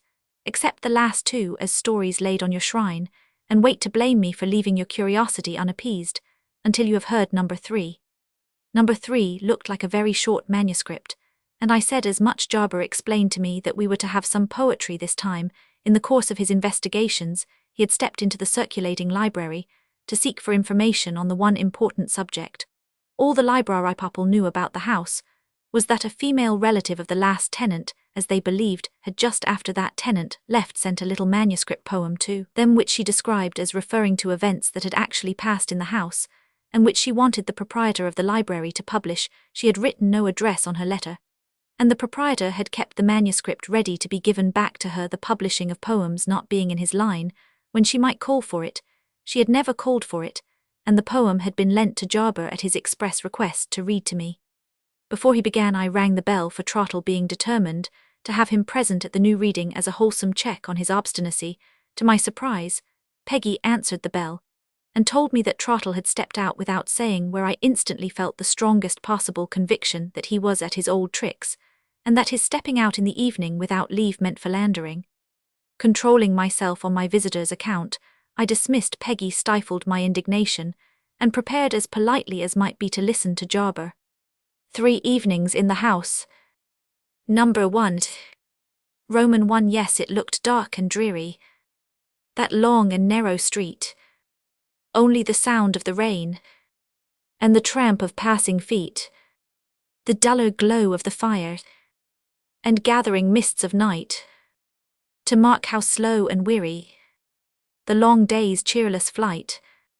Roman 2 watching the sullen fire, hearing the dreary rains, drop after drop run down on the darkening window panes. Chill was the heart of Bertha, chill as that winter day, for the star of her life had risen, only to fade away. Roman 3 the voice that had been so strong, to bid the snare depart, the true and earnest will, and the calm and steadfast heart, were now weighed down by sorrow, were quivering now with pain. The clear path now seemed clouded, and all her grief in vain. Roman 4 duty right truth who promised to help and save their own, seemed spreading wide their pinions, to leave her there alone. So turning from the present to well-known days of yore, she called on them to strengthen and guard her soul once more. Roman 5 she thought how in her girlhood her life was given away, the solemn promise spoken she kept so well today, how to her brother Herbert she had been help and guide, and how his artist nature on her calm strength relied. Roman 6 how through life's fret and turmoil the passion and fire of art in him was soothed and quickened by her true sister heart, how future hopes had always been for his sake alone, and now what strange new feeling possessed her as its own. Roman 7 her home each flower that breathed there, the wind sigh soft and low, each trembling spray of ivy, the river's murmuring flow, the shadow of the forest, sunset or twilight dim, dear as they were dearer by leaving them for him. Roman 8 and each year as it found her in the dull feverish town, saw self still more forgotten, and selfish care kept down by the calm joy of evening that brought him to her side, to warn him with wise counsel, or praise with tender pride. Roman 9 her heart, her life, her future, her genius only meant another thing to give him, and be therewith content. Today what words had stirred her, her soul could not forget, what dream had filled her spirit with strange and wild regret. Roman 10 to leave him for another, could it indeed be so? Could it have caused such anguish to bid this vision go? Was this her faith, was Herbert the second in her heart? Did it need all this struggle to bid a dream depart? Roman 11 and yet within her spirit a far-off land was seen, a home which might have held her, a love which might have been, and life not the mere being of daily ebb and flow, but life itself had claimed her, and she had let it go. Roman 12 within her heart there echoed again the well-known tune that promised this bright future, and asked her for its own. Then words of sorrow broken by half-reproachful pain, and then a farewell spoken in words of cold disdain. Roman 13 where now was the stern purpose that nerved her soul so long, whence came the words she uttered, so hard, so cold, so strong?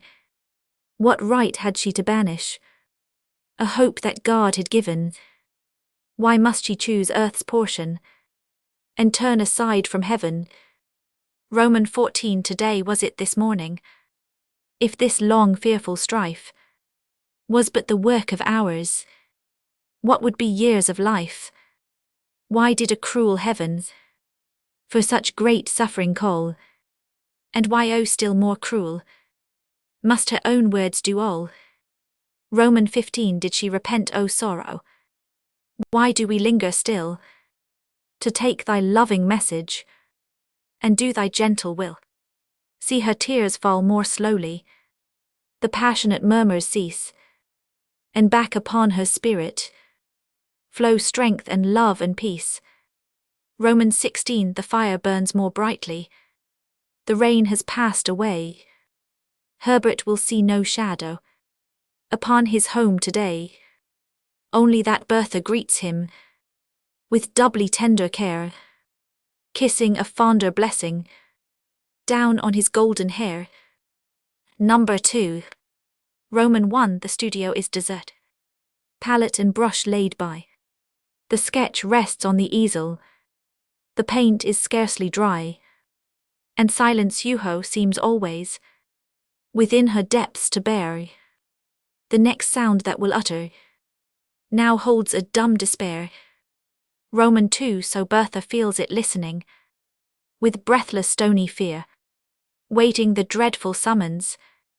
Each minute brings more near, when the young life now ebbing shall fail and pass away into that mighty shadow who shrouds the house today. Roman 3. But when the sick chamber is on the upper floor, why dares not Bertha enter within the close-shut door? If her brother lies dying in that gloom, what strange mysterious power has sent her from the room? Roman 4. It is not 1 week's anguish that can have changed her so. Joy has not died here lately, struck down by 1 quick blow, but cruel months have needed their long relentless chain to teach that shrinking manner of helpless hopeless pain. Roman 5. The struggle was scarce over. Last Christmas Eve had brought. The fibres still were quivering of the one wounded thought, when Herbert, who unconscious had guessed no inward strife, bade her in pride and pleasure welcome his fair young wife. Roman 6. Bade her rejoice and smiling, although his eyes were dim, thanked God he thus could pay her the care she gave to him. This fresh bright life would bring her a new and joyous fate. O Bertha, check the murmur that cries too late, too late. Roman 7. Too late could she have known it a few short weeks before, that his life was completed, and needing hers no more. She might, oh sad repining, what might have been forget. It was not should suffice us to stifle vain regret. Roman 8. He needed her no longer. Each day it grew more plain, first with a startled wonder, then with a wondering pain.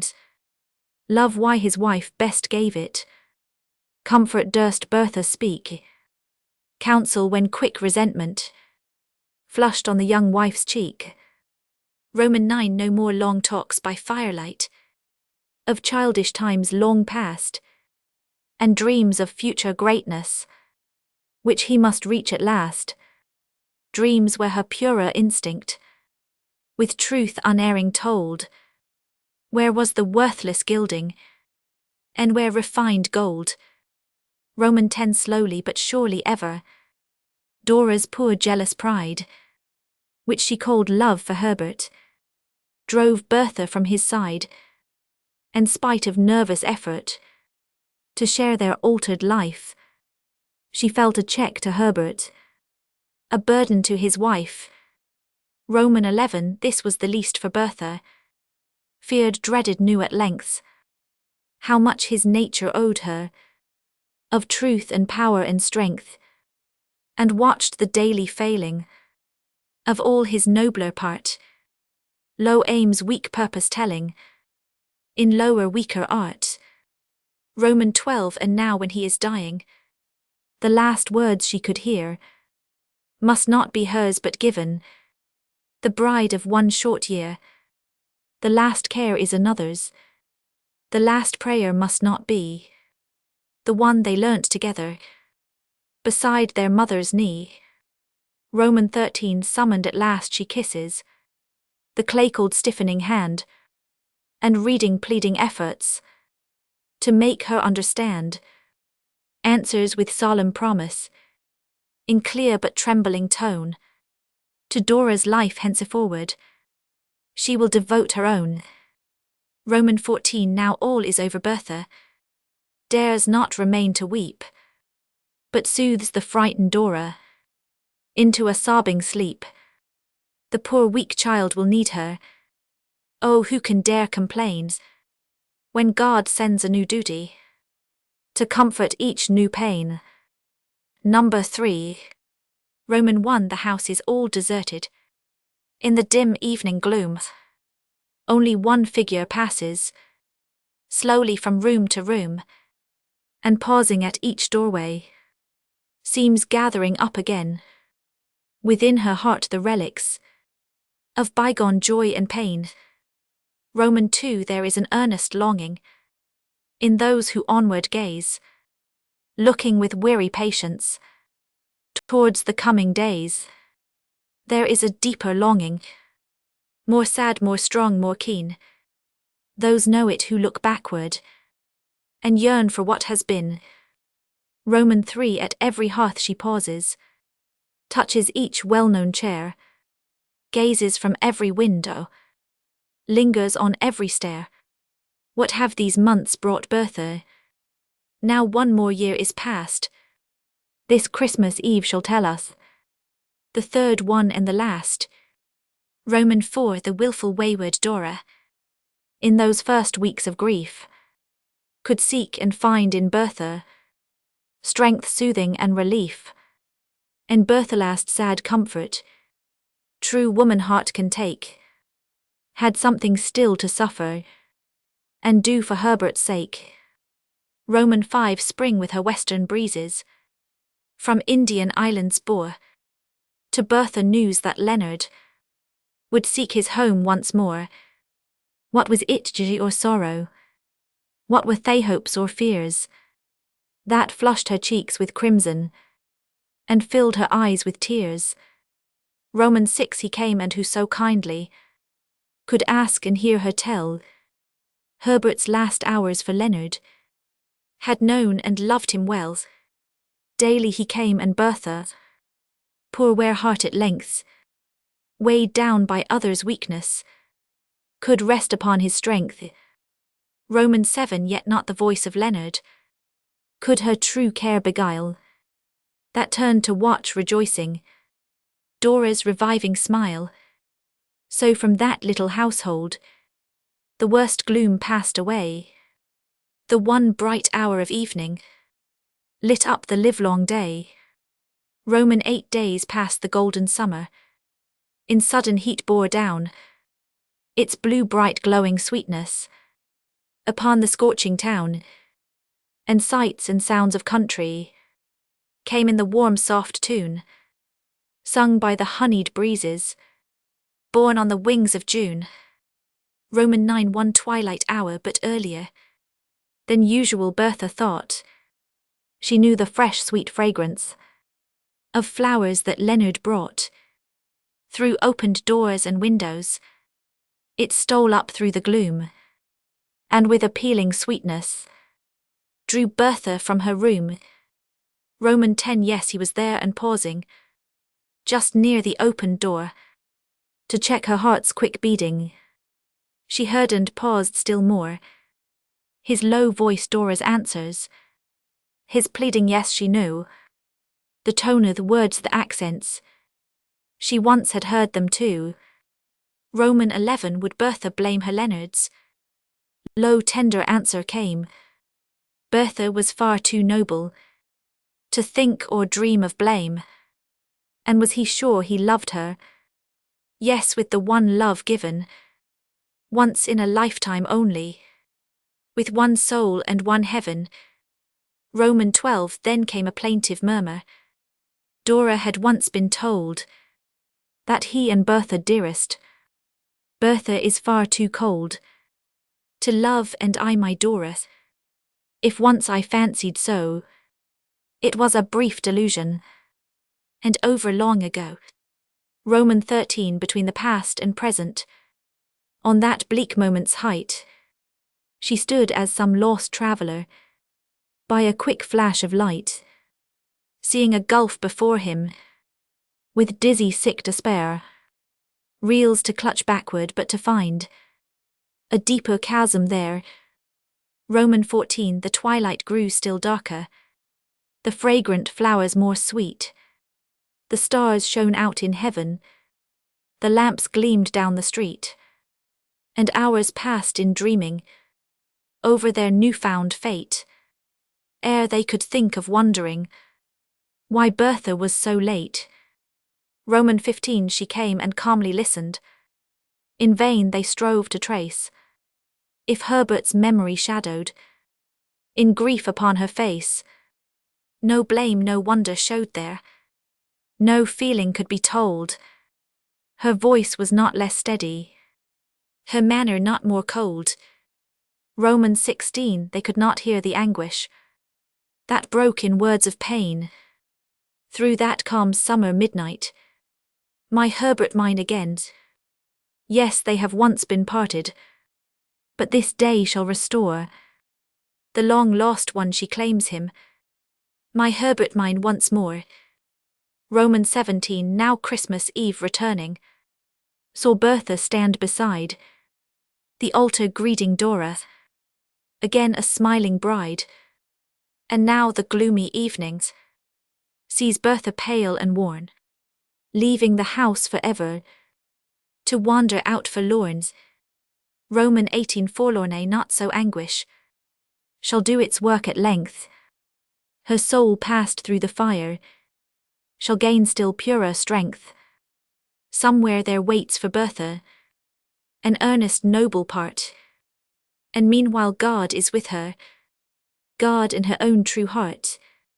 I could warmly and sincerely praise the little poem when Jarber had done reading it, but I could not say that it tended in any degree towards clearing up the mystery of the empty house.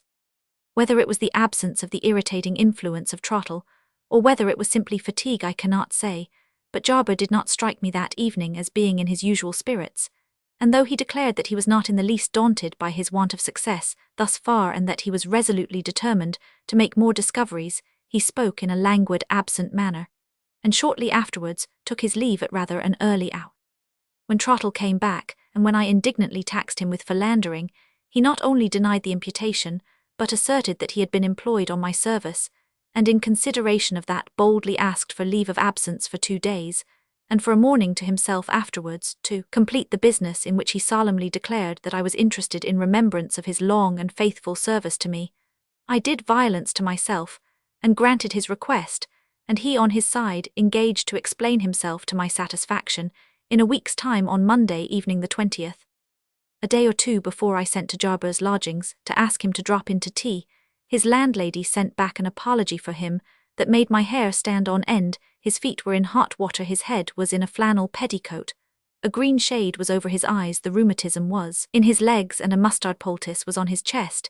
He was also a little feverish, and rather distracted in his mind about Manchester marriages, a dwarf, and 3 evenings or evening parties. Landlady was not sure which in an empty house, with the water rate unpaid.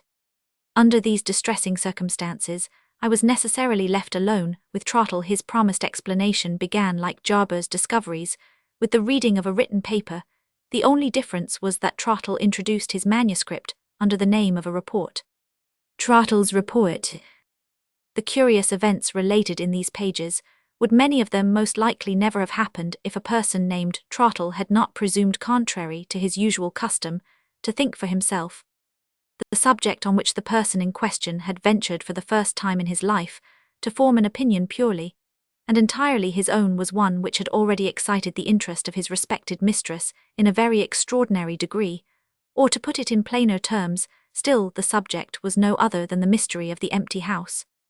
Feeling no sort of objection to set a success of his own, if possible side by side with a failure of Mr. Jarber's, Trottle made up his mind one Monday evening to try what he could do on his own account towards clearing up the mystery of the empty house, carefully dismissing from his mind all nonsensical notions of former tenants and their histories, and keeping the one point in view steadily before him. He started to reach it in the shortest way by walking straight up to the house, and bringing himself face to face with the first person in it who opened the door to him. It was getting towards dark on Monday, evening the 13th of the month, when Trottle first set foot on the steps of the house. When he knocked at the door, he knew nothing of the matter which he was about to investigate, except that the landlord was an elderly widower of good fortune, and that his name was Forley, a small beginning enough for a man to start from certainly. On dropping the knocker, his first proceeding was to look down cautiously out of the corner of his right eye for any results which might show themselves at the kitchen window. There appeared at it immediately the figure of a woman, who looked up inquisitively at the stranger on the steps, left the window in a hurry, and came back to it with an open letter in her hand, which she held up to the fading light. After looking over the letter hastily for a moment or so, the woman disappeared once more. Trottle next heard footsteps shuffling and scraping along the bare hall of the house. On a sudden they ceased, and the sound of two voices, a shrill persuading voice, and a gruff resisting voice, confusedly reached his ears. After a while, the voices left off speaking, a chain was undone, a bolt drawn back, the door opened, and Trottle stood face to face with two persons, a woman in advance, and a man behind her leaning back flat against the wall. "Wish you good evening, sir," says the woman in such a sudden way, and in such a cracked voice, that it was quite startling to hear her. "Chilly weather, ain't it, sir? Pleased to walk in you. Come from good Mr. Forley, don't you, sir?" "Don't you, sir?" chimes in the man hoarsely, making a sort of gruff echo of himself, and chuckling after it, as if he thought he had made a joke. If Trottle had said no, the door would have been probably closed in his face. Therefore he took circumstances as he found them, and boldly ran all the risk, whatever it might be, of saying yes. "Quite right, sir," says the woman. "Good Mr. Forley's letter told us his particular friend would be here to represent him at dusk on Monday the 13th, if not on Monday the 13th, then on Monday the 20th at the same time, without fail. And here you are on Monday the 13th, ain't you, sir? Mr. Forley's particular friend, and dressed all in black." "Quite right, sir. Please to step into the dining room. It's always kept scoured and clean against Mr. Forley comes here, and I'll fetch a candle in half a minute. It gets so dark in the evenings now, you hardly know where you are, do you, sir? And how is good Mr. Forley and his health?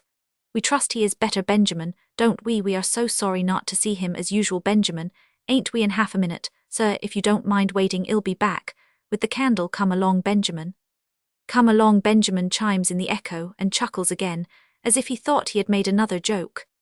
Left alone in the empty front parlour, Trottle wondered what was coming next as he heard the shuffling, scraping footsteps go slowly down the kitchen stairs. The front door had been carefully chained up and bolted behind him on his entrance, and there was not the least chance of his being able to open it to effect his escape without betraying himself by making a noise. Not being of the jarber sort, luckily for himself, he took his situation quietly as he found it, and turned his time while alone to account by summing up in his own mind the few particulars which he had discovered. Thus far he had found out, first, that Mr. Forley was in the habit of visiting the house regularly; second, that Mr. Forley, being prevented by illness from seeing the people put in charge as usual, had appointed a friend to represent him, and had written to say so; third, that the friend had a choice of 2 Mondays at a particular time in the evening for doing his errand, and that Trottle had accidentally hit on this time, and on the first of the Mondays, for beginning his own investigations; fourth, that the similarity between Trottle's black dress as servant out of livery, and the dress of the messenger, whoever he might be, had helped the error by which Trottle was profiting. So far so good, but what was the messenger's errand, and what chance was there that he might not come up and knock at the door himself from minute to minute on that very evening? While Trottle was turning over this last consideration in his mind, he heard the shuffling footsteps come up the stairs again, with a flash of candlelight going before them. He waited for the woman's coming in with some little anxiety, for the twilight had been too dim on his getting into the house to allow him to see either her face or the man's face at all clearly. The woman came in first, with the man she called Benjamin at her heels, and set the candle on the mantelpiece. Trottle takes leave to describe her as an offensive, cheerful old woman, awfully lean and wiry and sharp all over at eyes, nose, and chin, devilishly brisk, smiling and restless, with a dirty false front, and a dirty black cap, and short fidgety arms, and long hooked fingernails. An unnaturally lusty old woman, who walked with a spring in her wicked old feet, and spoke with a smirk on her wicked old face, the sort of old woman, as Trottle thinks, who ought to have lived in the Dark Ages, and been ducked in a horseband, instead of flourishing in the 19th century, and taking charge of a Christian house. "Y'all please to excuse my son Benjamin, won't you, sir?" says this witch, without a broomstick, pointing to the man behind her, propped against the bare wall of the dining room, exactly as he had been propped against the bare wall of the passage. He's got his inside dreadful bad again, has my son Benjamin, and he won't go to bed, and he will follow me about the house upstairs and downstairs, and in my lady's chamber, as the song says, you know it's his indigestion, poor dear, that sours his temper, and makes him so aggravating, and indigestion is a wearing thing to the best of us, ain't it, sir? Ain't it, sir? Chimes in aggravating Benjamin, winking at the candlelight, like an owl at the sunshine. Trottle examined the man curiously while his horrid old mother was speaking of him. He found my son Benjamin to be little and lean and buttoned up slovenly, in a frowsy old greatcoat that fell down to his ragged carpet slippers. His eyes were very watery, his cheeks very pale, and his lips very red. His breathing was so uncommonly loud that it sounded almost like a snore. His head rolled helplessly in the monstrous big collar of his greatcoat, and his limp, lazy hands pattered about the wall on either side of him, as if they were groping for an imaginary bottle. In plain English, the complaint of my son Benjamin was drunkenness of the stupid, pig-headed, sottish kind. Drawing this conclusion easily enough, after a moment's observation of the man, Trottle found himself nevertheless keeping his eyes fixed much longer than was necessary on the ugly drunken face rolling about in the monstrous big coat collar, and looking at it with a curiosity that he could hardly account for at first. Was there something familiar to him in the man's features? He turned away from them for an instant, and then turned back to him again after that second look. The notion forced itself into his mind that he had certainly seen a face somewhere, of which that sot's face appeared like a kind of slovenly copy. Where, thinks he to himself, where did I last see the man whom this aggravating Benjamin here so very strongly reminds me of? It was no time just then, with the cheerful old woman's eye searching him all over, and the cheerful old woman's tongue talking at him 19 to the dozen, for Trottle to be ransacking his memory for small matters that had got into wrong corners of it. He put by in his mind that very curious circumstance respecting Benjamin's face to be taken up again, when a fit opportunity offered itself, and kept his wits about him in prime order for present necessities. You wouldn't like to go down into the kitchen, would you, says the witch without the broomstick, as familiar as if she had been Trottle's mother instead of Benjamin's. There's a bit of fire in the grate, and the sink in the back kitchen don't smell to matter much today, and it's uncommon chilly up here when a person's flesh don't hardly cover a person's bones. But you don't look cold, sir, do you? And then, why, Lord bless my soul, our little bit of business is so very, very little it's hardly worth while to go downstairs about it. After all, quite a game at business, ain't it, sir? Giving take, that's what I call it, giving. With that, her wicked old eyes settled hungrily on the region round about Trottle's waistcoat pocket, and she began to chuckle like her son, holding out one of her skinny hands, and tapping cheerfully in the palm with the knuckles of the other. Aggravating Benjamin, seeing what she was about, roused up a little, chuckled, and tapped in imitation of her, got an idea of his own into his muddled head all of a sudden, and bolted it out charitably for the benefit of Trottle. I say, says Benjamin, settling himself against the wall, and nodding his head viciously at his cheerful old mother, I say, look out, shell skin you. Assisted by these signs and warnings, Trottle found no difficulty in understanding that the business referred to was the giving and taking of money, and that he was expected to be the giver. It was at this stage of the proceedings that he first felt decidedly uncomfortable, and more than half inclined to wish he was on the street side of the house door again. He was still cudgelling his brains for an excuse to save his pocket, when the silence was suddenly interrupted by a sound in the upper part of the house. It was not at all loud, it was a quiet, still scraping sound, so faint that it could hardly have reached the quickest ears, except in an empty house. Do you hear that, Benjamin, says the old woman, he's at it again, even in the dark, ain't he? P'raps you'd like to see him, sir, says she, turning on Trottle, and poking her grinning face close to him. Only name it, only say if you'd like to see him, before we do our little bit of business, and ill show good Forley's friend upstairs just as if he was good Mr. Forley himself. My legs are all right, whatever Benjamin's may be. I get younger, and younger, and stronger, and stronger, and jollier every day. That's what I do. Don't mind the stairs on my account, sir, if you'd like to see him. Him, Trottle wondered whether him meant a man or a boy, or a domestic animal of the male species. Whatever it meant, here was a chance of putting off that uncomfortable giving-take business, and better still, a chance perhaps of finding out one of the secrets of the mysterious house. Trottle's spirits began to rise again, and he said yes directly, with the confidence of a man who knew all about it. Benjamin's mother took the candle at once and lighted Trottle briskly to the stairs, and Benjamin himself tried to follow as usual, but getting up several flights of stairs, even helped by the banisters, was more with his particular complaint than he seemed to feel himself inclined to venture on. He sat down obstinately on the lowest step, with his head against the wall, and the tails of his big greatcoat spreading out magnificently on the stairs behind him, and above him like a dirty imitation of a court lady's tray. "Don't sit there, dear," says his affectionate mother, stopping to snuff the candle on the first landing. "I shall sit here," says Benjamin, aggravating to the last, "till the milk comes in the morning." The cheerful old woman went on nimbly up the stairs to the first floor, and Trottle followed with his eyes and ears wide open.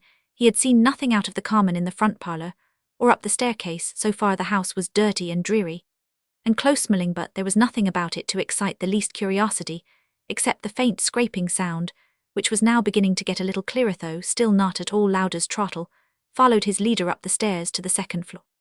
Nothing on the second floor landing, but cobwebs above and bits of broken plaster below cracked off from the ceiling. Benjamin's mother was not a bit out of breath, and looked all ready to go to the top of the monument. If necessary, the faint scraping sound had got a little clearer still, but Trottle was no nearer to guessing what it might be than when he first heard it in the parlour downstairs. On the third and last floor there were two doors, one which was shut leading into the front garret, and one which was ajar leading into the back garret. There was a loft in the ceiling above the landing, but the cobwebs all over it vouched sufficiently for its not having been opened for some little time. The scraping noise, plainer than ever here, sounded on the other side of the back garret door, and to Trottle's great relief, that was precisely the door which the cheerful old woman now pushed open.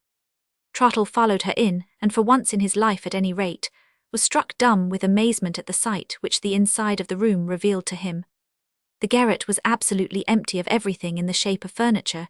It must have been used at one time or other by somebody engaged in a profession or a trade which required for the practice of it a great deal of light, for the one window in the room, which looked out on a wide open space at the back of the house, was 3 or 4 times as large every way as a garret window usually is. Close under this window, kneeling on the bare boards with his face to the door, there appeared of all the creatures in the world to see alone at such a place, and at such a time, a mere mite of a child, a little lonely wizened stranger-clad boy, who could not at the most have been more than 5 years old. He had a greasy old blue shawl crossed over his breast, and rolled up to keep the ends from the ground into a great big lump on his back.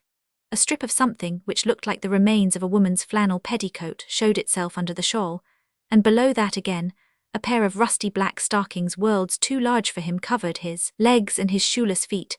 A pair of old clumsy muffetees, which had worked themselves up on his little frail red arms to the elbows, and a big cotton nightcap that had dropped down to his very eyebrows, finished off the strange dress, which the poor little man seemed not half big enough to fill out, and not near strong enough to walk about in.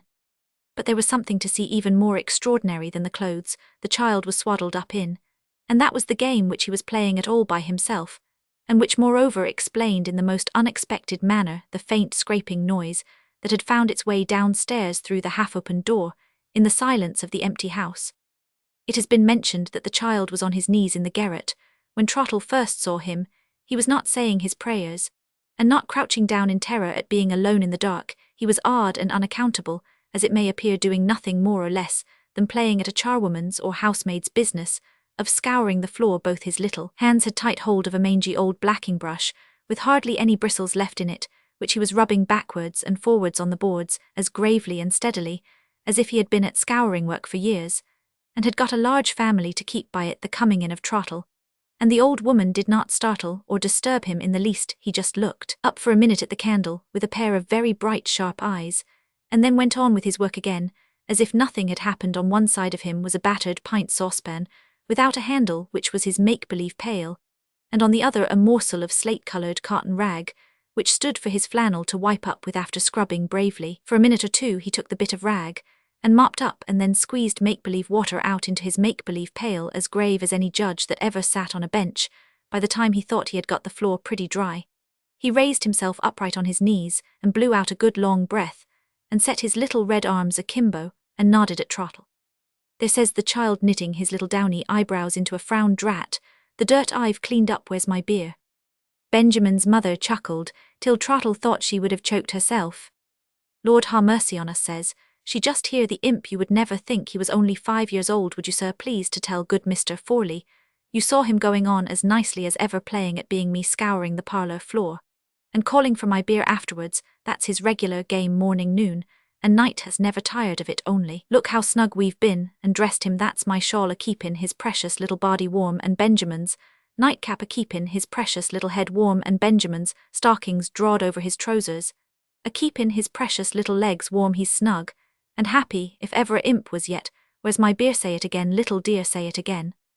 If Trottle had seen the boy with a light and a fire in the room, clothed like other children, and playing naturally with a top or a box of soldiers, or a bouncing big indie-rubber ball, he might have been as cheerful under the circumstances as Benjamin's mother herself, but seeing the child reduced as he could not help, suspecting for want of proper toys and proper child's company, to take up with the mocking of an old woman at her scouring work, for something to stand in the place of a game Trottle, though not a family man, nevertheless felt the sight before him to be in its way one of the saddest and the most pitiable that he had ever witnessed.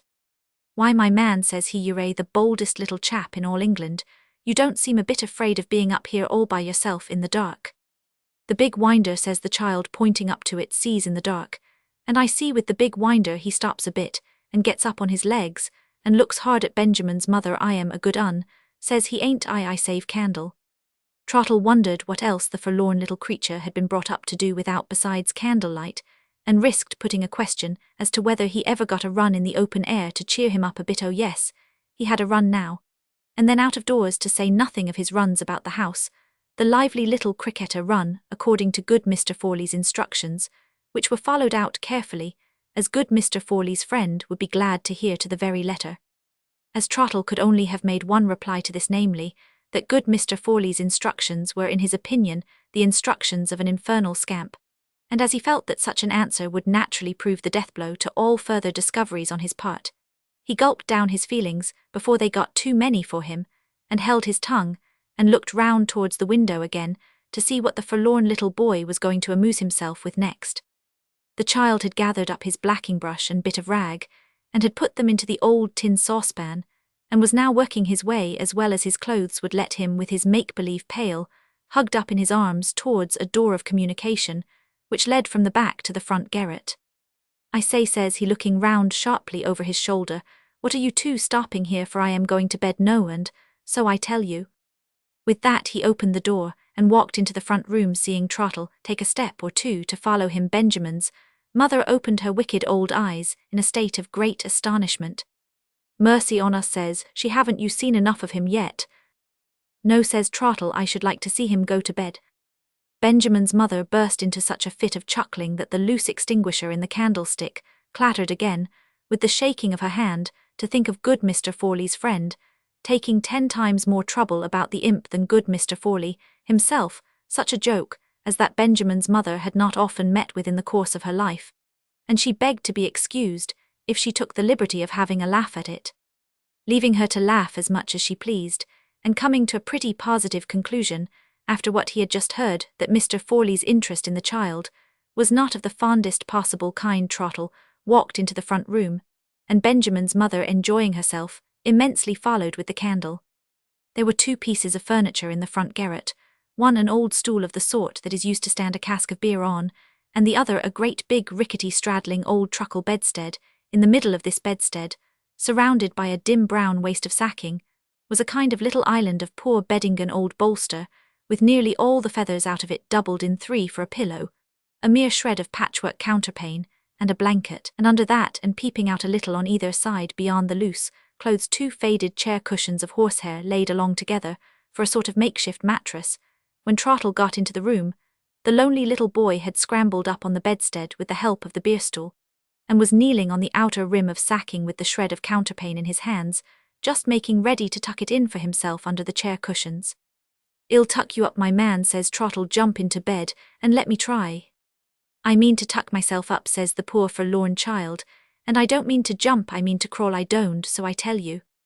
With that he set to work tucking in the clothes tight all down the sides of the cushions, but leaving them open at the foot, then getting up on his knees, and looking hard at Trottle as much as to say, "What do you mean by offering to help such a handy little chap as me?" He began to untie the shawl for himself, and did it too in less than half a minute. Then, doubling the shawl up loose over the foot of the bed, he says, "I say, look here," and ducks under the clothes head, first worming his way up and up softly under the blanket and counterpane, till Trottle saw the top of the large nightcap slowly peep out on the bolster, This oversized headgear of the child's had so shoved itself down in the course of his journey to the pillow under the clothes that, when he got his face fairly out on the bolster, he was all nightcap down to his mouth. He soon freed himself, however, from this slight encumbrance by turning the ends of the cap up gravely to their old place over his eyebrows. Looked at Trottle, said snug, "Ain't it good?" Be popped his face under the clothes. Aginand left nothing to be seen of him but the empty peak of the big nightcap, standing up sturdily on end in the middle of the bolster. "What a young limb it is, ain't it?" says Benjamin's mother, giving Trottle a cheerful dig with her elbow. "Come on, you won't see no more of him tonight." "And so I tell you," sings out a shrill little voice under the bedclothes, chiming in, with a playful finish to the old woman's last words. If Trottle had not been by this time positively resolved to follow the wicked secret, which accident had mixed him up with through all its turnings and windings right on to the end, he would have probably snatched the boy up then and there, and carried him off from his garret prison bedclothes, and all as it was he put a strong check on himself, kept his eye on future possibilities, and allowed Benjamin's mother to lead him downstairs again. "Mind them top banisters," says she as Trottle laid his hand on them, "they are as rot as medlars, every one of 'em." "When people come to see the premises," says Trottle, trying to feel his way a little farther into the mystery of the house, "you don't bring many of them up here, do you?" "Bless your heart alive," says she, "nobody ever comes now. The outside of the house is quite enough to warn them off, more's the pity. As I say, it used to keep me in spirits, staggering 'em all one after another with the frightful high rent specially. The women drat 'em. What's the rent of this house? £120 £120. Why, there ain't a house in the street as lets for more than 80 likely enough, ma'am. Other landlords may lower their rents if they please, but this here landlord sticks to his rights, and means to have as much for his house as his father had before him, but the neighbourhood's gone off since then. £120, ma'am. The landlord must be mad. £120, ma'am. Open the door, you impertinent woman." Lord, what a happiness it was to see em bounce out, with that awful rent ringing in their ears all down the street.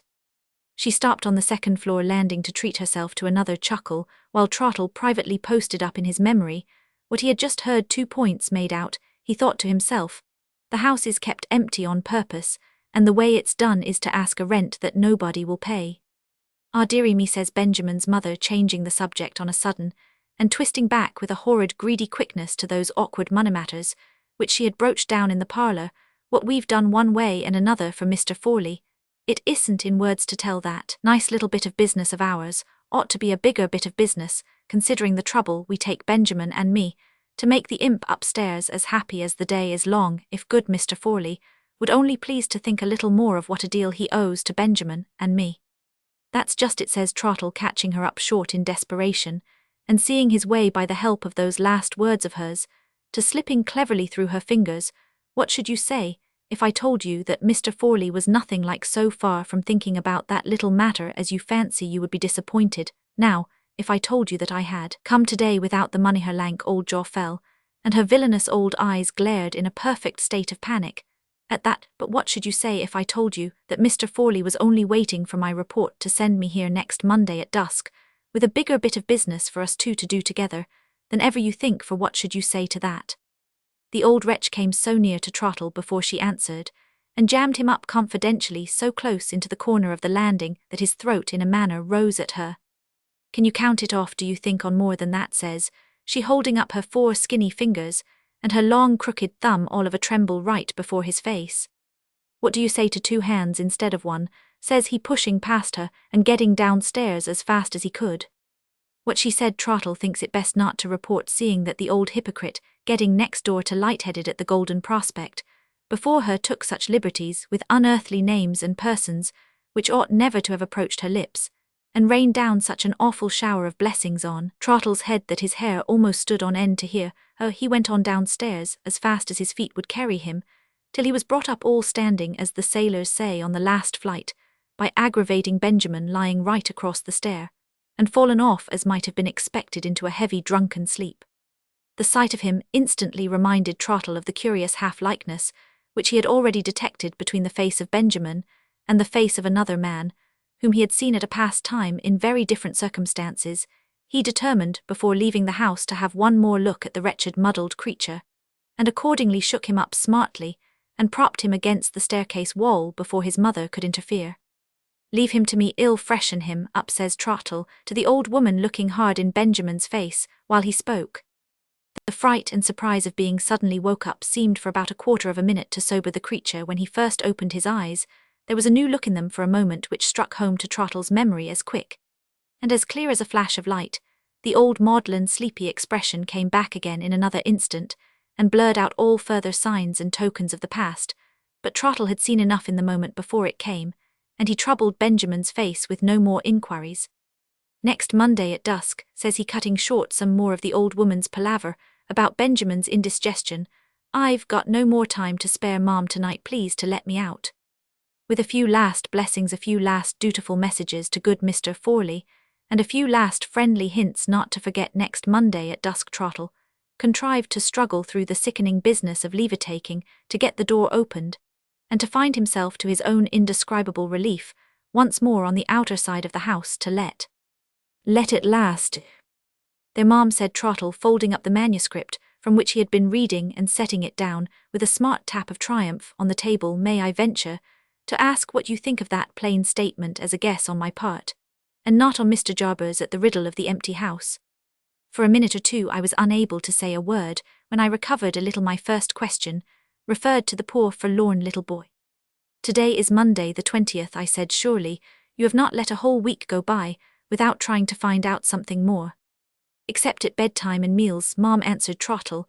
I have not let an hour go by. Please to understand that I have only come to an end of what I have written, and not to an end of what I have done. I wrote down those first particulars, Mom, because they are of great importance, and also because I was determined to come forward with my written documents, seeing that Mr. Jarber chose to come forward in the first instance with his.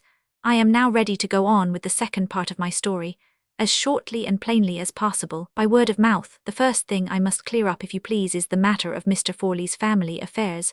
I have heard you speak of them, Mom, at various times, and I have understood that Mr. Forley had 2 children, only by his deceased wife, both daughters, the eldest daughter married to her father's entire satisfaction, one Mr. Bain, a rich man, holding a high government situation in Canada.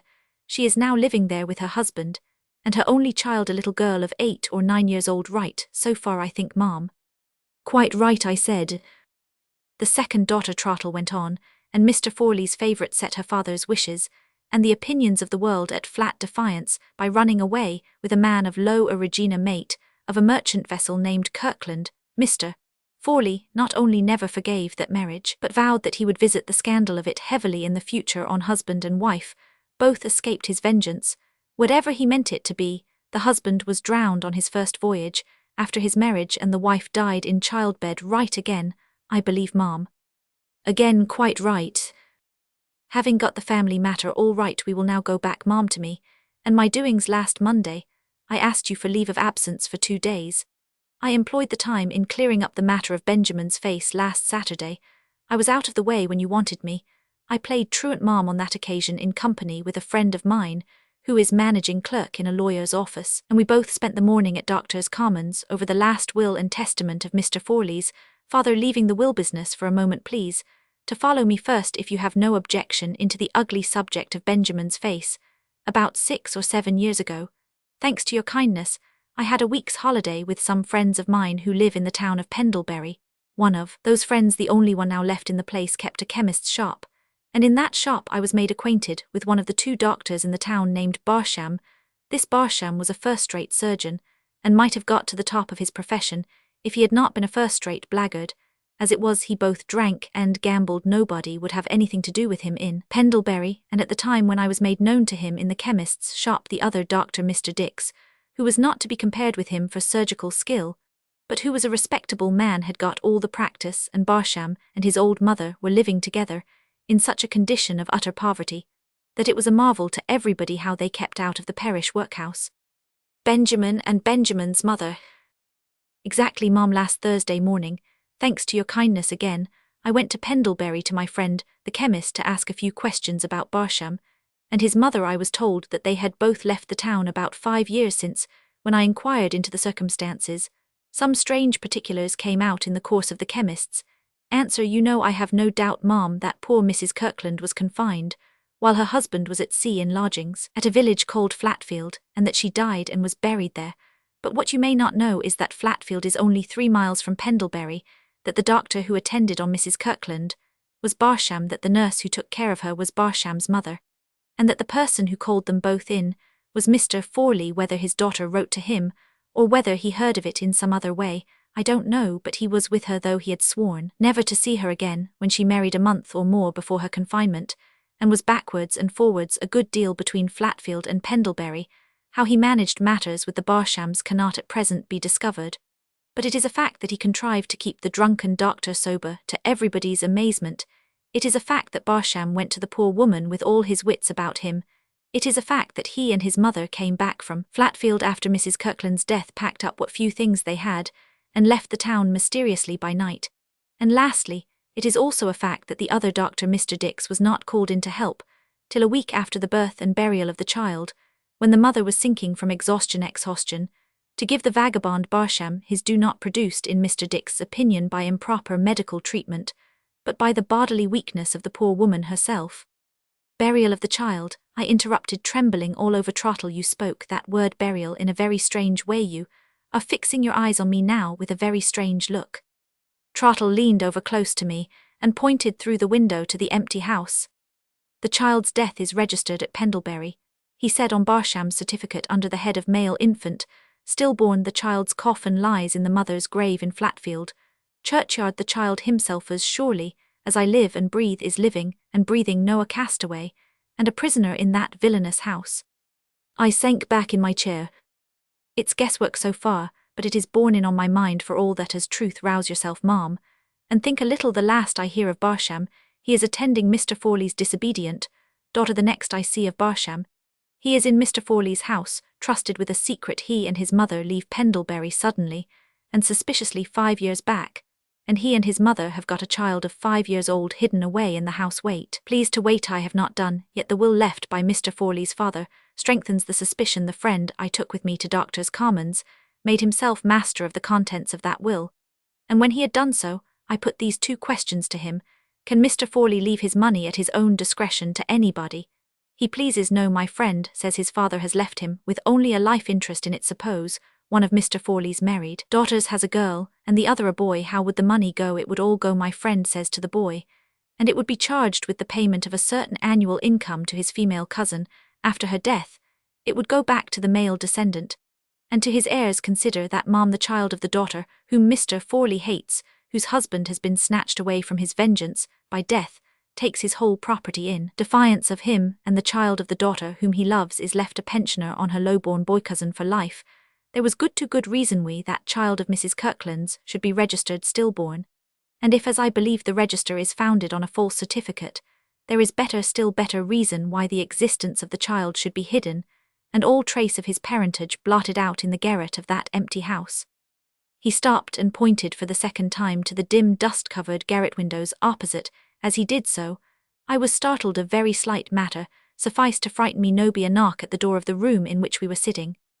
My maid came in with a letter in her hand. I took it from her. The mourning card, which was all the envelope enclosed, dropped from my hands. George Forley was no more. He had departed this life 3 days since, on the evening of Friday. Did our last chance of discovering the truth, I asked, rest with him? Has it died with his death? Courage, ma'am. I think not. Our chance rests on our power to make Barsham and his mother confess, and Mr. Forley's death, by leaving them helpless, seems to put that power into our hands. With your permission, I will not wait till dusk today, as I at first intended, but will make sure of those 2 people at once, with a policeman in plain clothes to watch the house in case they try to leave it, with this card to vouch for the fact of Mr. Forley's death, and with a bold acknowledgment on my part of having got possession of their secret, and of being ready to use it against them in case of need. I think there is little doubt of bringing Barsham and his mother to terms in case I find it impossible to get back here before dusk. Please to sit near the window, ma'am, and watch the house a little before they light the street lamps. If you see the front door open and close again, will you be good enough to put on your bonnet and come across to me immediately? Mr. Forley's death may or may not prevent his messenger from coming as arranged, but if the person does come, it is of importance that you, as a relative of Mr. Forley's, should be present to see him, and to have that proper influence over him which I cannot pretend to exercise. The only words I could say to Trottle as he opened the door, and left me were words charging him to take care that no harm happened to the poor forlorn little boy. Left alone, I drew my chair to the window and looked out with a beating heart at the guilty house. I waited and waited through what appeared to me to be an endless time, until I heard the wheels of a cab stop at the end of the street. I looked in that direction, and saw Trottle get out of the cab alone, walk up to the house, and knock at the door. He was let in by Barsham's mother a minute or two later. A decently dressed man sauntered past the house, looked up at it for a moment, and sauntered on to the corner of the street close by. Here he leant against the post, and lighted a cigar, and stopped there smoking in an idle way, but keeping his face always turned in the direction of the house door. I waited and waited still. I waited and waited with my eyes riveted to the door of the house. At last, I thought I saw it open in the dusk, and then felt sure I heard it shut again softly. Though I tried hard to compose myself, I trembled, so that I was obliged to call for Peggy to help me on with my bonnet and cloak, and was forced to take her arm to lean on in crossing the street. Trottle opened the door to us. Before we could knock, Peggy went back, and I went in. He had a lighted candle in his hand. "It has happened, ma'am, as I thought it would," he whispered, leading me into the bare, comfortless, empty parlour. Barsham and his mother have consulted their own interests, and have come to terms. My guesswork is guesswork no longer. It is now what I felt it was truth. Something strange to me, something which women who are mothers must often note, trembled suddenly in my heart, and brought the warm tears of my youthful days thronging back into my eyes. I took my faithful old servant by the hand, and asked him to let me see Mrs. Kirkland's child for his mother's sake. "If you desire it, ma'am," said Trottle, with a gentleness of manner that I had never noticed in him before, "but pray don't think me wanting in duty and right feeling if I beg you to try and wait a little. You are agitated already, and a first meeting with the child will not help to make you so calm as you would wish to be. If Mr. Forley's messenger comes, the little boy is safe upstairs. Pray think first of trying to compose yourself for a meeting with a stranger, and believe me, you shall not leave the house afterwards without the child." I felt that Trottle was right, and sat down as patiently as I could in a chair he had thoughtfully placed ready for me. I was so horrified at the discovery of my own relation's wickedness, that, when Trottle proposed to make me acquainted with the confession wrung from Barsham and his mother, I begged him to spare me all details, and only to tell me what was necessary about George Forley. All that can be said for Mr. Forley, ma'am, is that he was just scrupulous enough to hide the child's existence, and blot out its parentage here, instead of consenting at the first to its death or afterwards, when the boy grew up to turning him adrift, absolutely helpless in the world. The fraud has been managed, ma'am, with the cunning of Satan himself. Mr. Forley had the hold over the Barshams, that they had helped him in his villainy, and that they were dependent on him for the bread they eat. He brought them up to London to keep them securely under his own eye. He put them into this empty house, taking it out of the agent's hands previously on pretence that he meant to manage the letting of it himself, and by keeping the house empty made it the surest of all hiding places for the child. Here Mr. Forley could come whenever he pleased to see that the poor lonely child was not absolutely starved, sure that his visits would only appear like looking after his own property. Here the child was to have been trained to believe himself Barsham's child, till he should be old enough to be provided for in some situation as low and as poor as Mr. Forley's uneasy conscience would let him pick out. He may have thought of atonement on his deathbed, but not before. I am only too certain of it, not before. A low double knock startled us. "The messenger," said Trottle under his breath.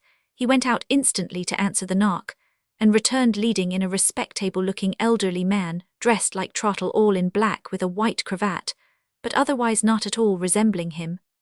"I am afraid I have made some mistake," said the stranger. Trottle, considerately taking the office of explanation into his own hands, assured the gentleman that there was no mistake, mentioned to him who I was, and asked him if he had not come on business connected with the late Mr. Forley. Looking greatly astonished, the gentleman answered yes. There was an awkward moment of silence. After that the stranger seemed to be not only startled and amazed, but rather distrustful and fearful of committing himself as well. Noticing this, I thought it best to request Trottle to put an end to further embarrassment by stating all particulars truthfully, as he had stated them to me, and I begged the gentleman to listen patiently. For the late Mr. Forley's sake, he bowed to me very respectfully, and said he was prepared to listen with the greatest interest. It was evident to me, I could see to Trottle also, that we were not dealing, to say the least, with a dishonest man. "Before I offer any opinion on what I have heard," he said earnestly and anxiously after Trottle had done, "I must be allowed, in justice to myself, to explain my own apparent connection with this very strange and very shocking business. I was the confidential legal adviser of the late Mr. Forley, and I am left his executor rather more than a fortnight back. When Mr. Forley was confined to his room by illness, he sent for me, and charged me to call and pay a certain sum of money here to a man and woman whom I should find taking charge of the house. He said he had reasons for wishing the affair to be kept a secret. He begged me so to arrange my engagements that I could call at this place either on Monday last or today at dusk, and he mentioned that he would write to warn people of my coming without mentioning my name. Dalcott is my name, as he did not wish to expose me to any future importunities on the part of the man and woman. I need hardly tell you that this commission struck me as being a strange one, but in my position with Mr. Forley, I had no resource but to accept it without asking questions, or to break off my long and friendly connection with my client. I chose the first alternative. Business prevented me from doing my errand on Monday last, and if I am here today notwithstanding Mr. Forley's unexpected death, it is emphatically because I understood nothing of the matter on knocking at this door, and therefore felt myself bound as executor to clear it up. That, on my word of honour, is the whole truth so far as I am personally concerned. I feel quite sure of it, sir, I answered. You mentioned Mr. Forley's death just now as unexpected. May I inquire if you were present, and if he has left any last instructions? 3 hours before Mr. Forley's death, said Mr. Dalcott, his medical attendant left him apparently in a fair way of recovery. The change for the worse took place so suddenly, and was accompanied by such severe suffering to prevent him from communicating his last wishes to anyone. When I reached his house, he was insensible. I have since examined his papers. Not one of them refers to the present time, or to the serious matter which now occupies us. In the absence of instructions, I must act cautiously on what you have told me, but I will be rigidly fair. And just at the same time, the first thing to be done, he continued, addressing himself to Trottle, is to hear what the man and woman downstairs have to say. If you can supply me with written materials, I will take their declarations separately on the spot in your presence, and in the presence of the policeman who is watching the house tomorrow, I will send copies of those declarations accompanied by a full statement of the case to Mr. and Mrs. Bain in Canada, both of whom know me well as the late Mr. Forley's legal adviser, and I will suspend all proceedings on my part until I hear from them or from their solicitor in London. In the present posture of affairs, this is all I can safely do. We could do no less than agree with him, and thank him for his frank and honest manner of meeting us. It was arranged that I should send over the written materials from my lodgings, and to my unutterable joy and relief, it was also readily acknowledged that the poor little orphan boy could find no fitter refuge than my old arms were longing to offer him, and no safer protection for the night than my roof could give. Trottle hastened away upstairs, as actively as if he had been a young man, to fetch the child down, and he brought him down to me without another moment of delay, and I went on my knees before the poor little mite and embraced him, and asked him if he would go with me to where I lived. He held me away for a moment, and his wan, shrewd little eyes looked sharp at me. Then he clung close to me all at once and said, I am a-going along with you, I am, and so I tell you. For inspiring the poor neglected child with this trust in my old self, I thanked heaven then with all my heart and soul, and I thank it now. I bundled the poor darling up in my own cloak, and I carried him in my own arms across the road. Peggy was lost in speechless amazement to behold me trudging out of breath upstairs, with a strange pair of poor little legs under my arm. But she began to cry over the child the moment she saw him, like a sensible woman, as she always was, and she still cried her eyes out over him in a comfortable manner, when he at last lay fast asleep, tucked up by my hands in Trottle's bed. And Trottle, bless you, my dear man, said I, kissing his hand, as he looked on the forlorn baby, came to this refuge through you, and he will help you on your way to heaven. Trottle answered that I was his dear mistress, and immediately went and put his head out at an open window on the landing, and looked into the back street for a quarter of an hour. That very night, as I sat thinking of the poor child, and of another poor child who is never to be thought about enough at Christmas time, the idea came into my mind which I have lived to execute, and in the realization of which I am the happiest of women this day. The executor will sell that house, Trottle, said Roman, one not a doubt of it, ma'am, if he can find a purchaser. I'll buy it. I have often seen Trottle pleased, but I never saw him so perfectly enchanted as he was when I confided to him which I did then, and there the purpose that I had in view. To make short of a long story, and what story would not be long coming from the lips of an old woman like me, unless it was made short by Maine, Forsyth bought the house, Mrs. Bain had her father's blood in her. She evaded the opportunity of forgiving and generous reparation that was offered her, and disowned the child, but I was prepared for that, and loved him all the more for having no one in the world to look to but me. I am getting into a flurry by being overpleased, and I dare say I am as incoherent as need be. I bought the house, and I altered it from the basement to the roof, and I turned it into a hospital for sick children. Never mind by what degrees my little adopted boy came to the knowledge of all the sights and sounds in the streets so familiar to other children, and so strange to him. Never mind by what degrees he came to be pretty and childish and winning and companionable, and to have pictures and toys about him and suitable playmates. As I write I look across the road to my hospital, and there is the darling who has gone over to play, nodding at me out of one of the once lonely windows, with his dear chubby face, backed up by Trottle's waistcoat, as he lifts my pet for Grandma to see. Many an eye I see in that house now, but it is never in solitude, never in neglect. Many an eye I see in that house now, that is more and more radiant every day with the light of returning health, as my precious darling has changed beyond description for the brighter and the better. So do the not less precious darlings of poor women change in that house every day in the year, for which I humbly thank that gracious being whom the restorer of the widow's son and of the ruler's daughter instructed all mankind to call their Father.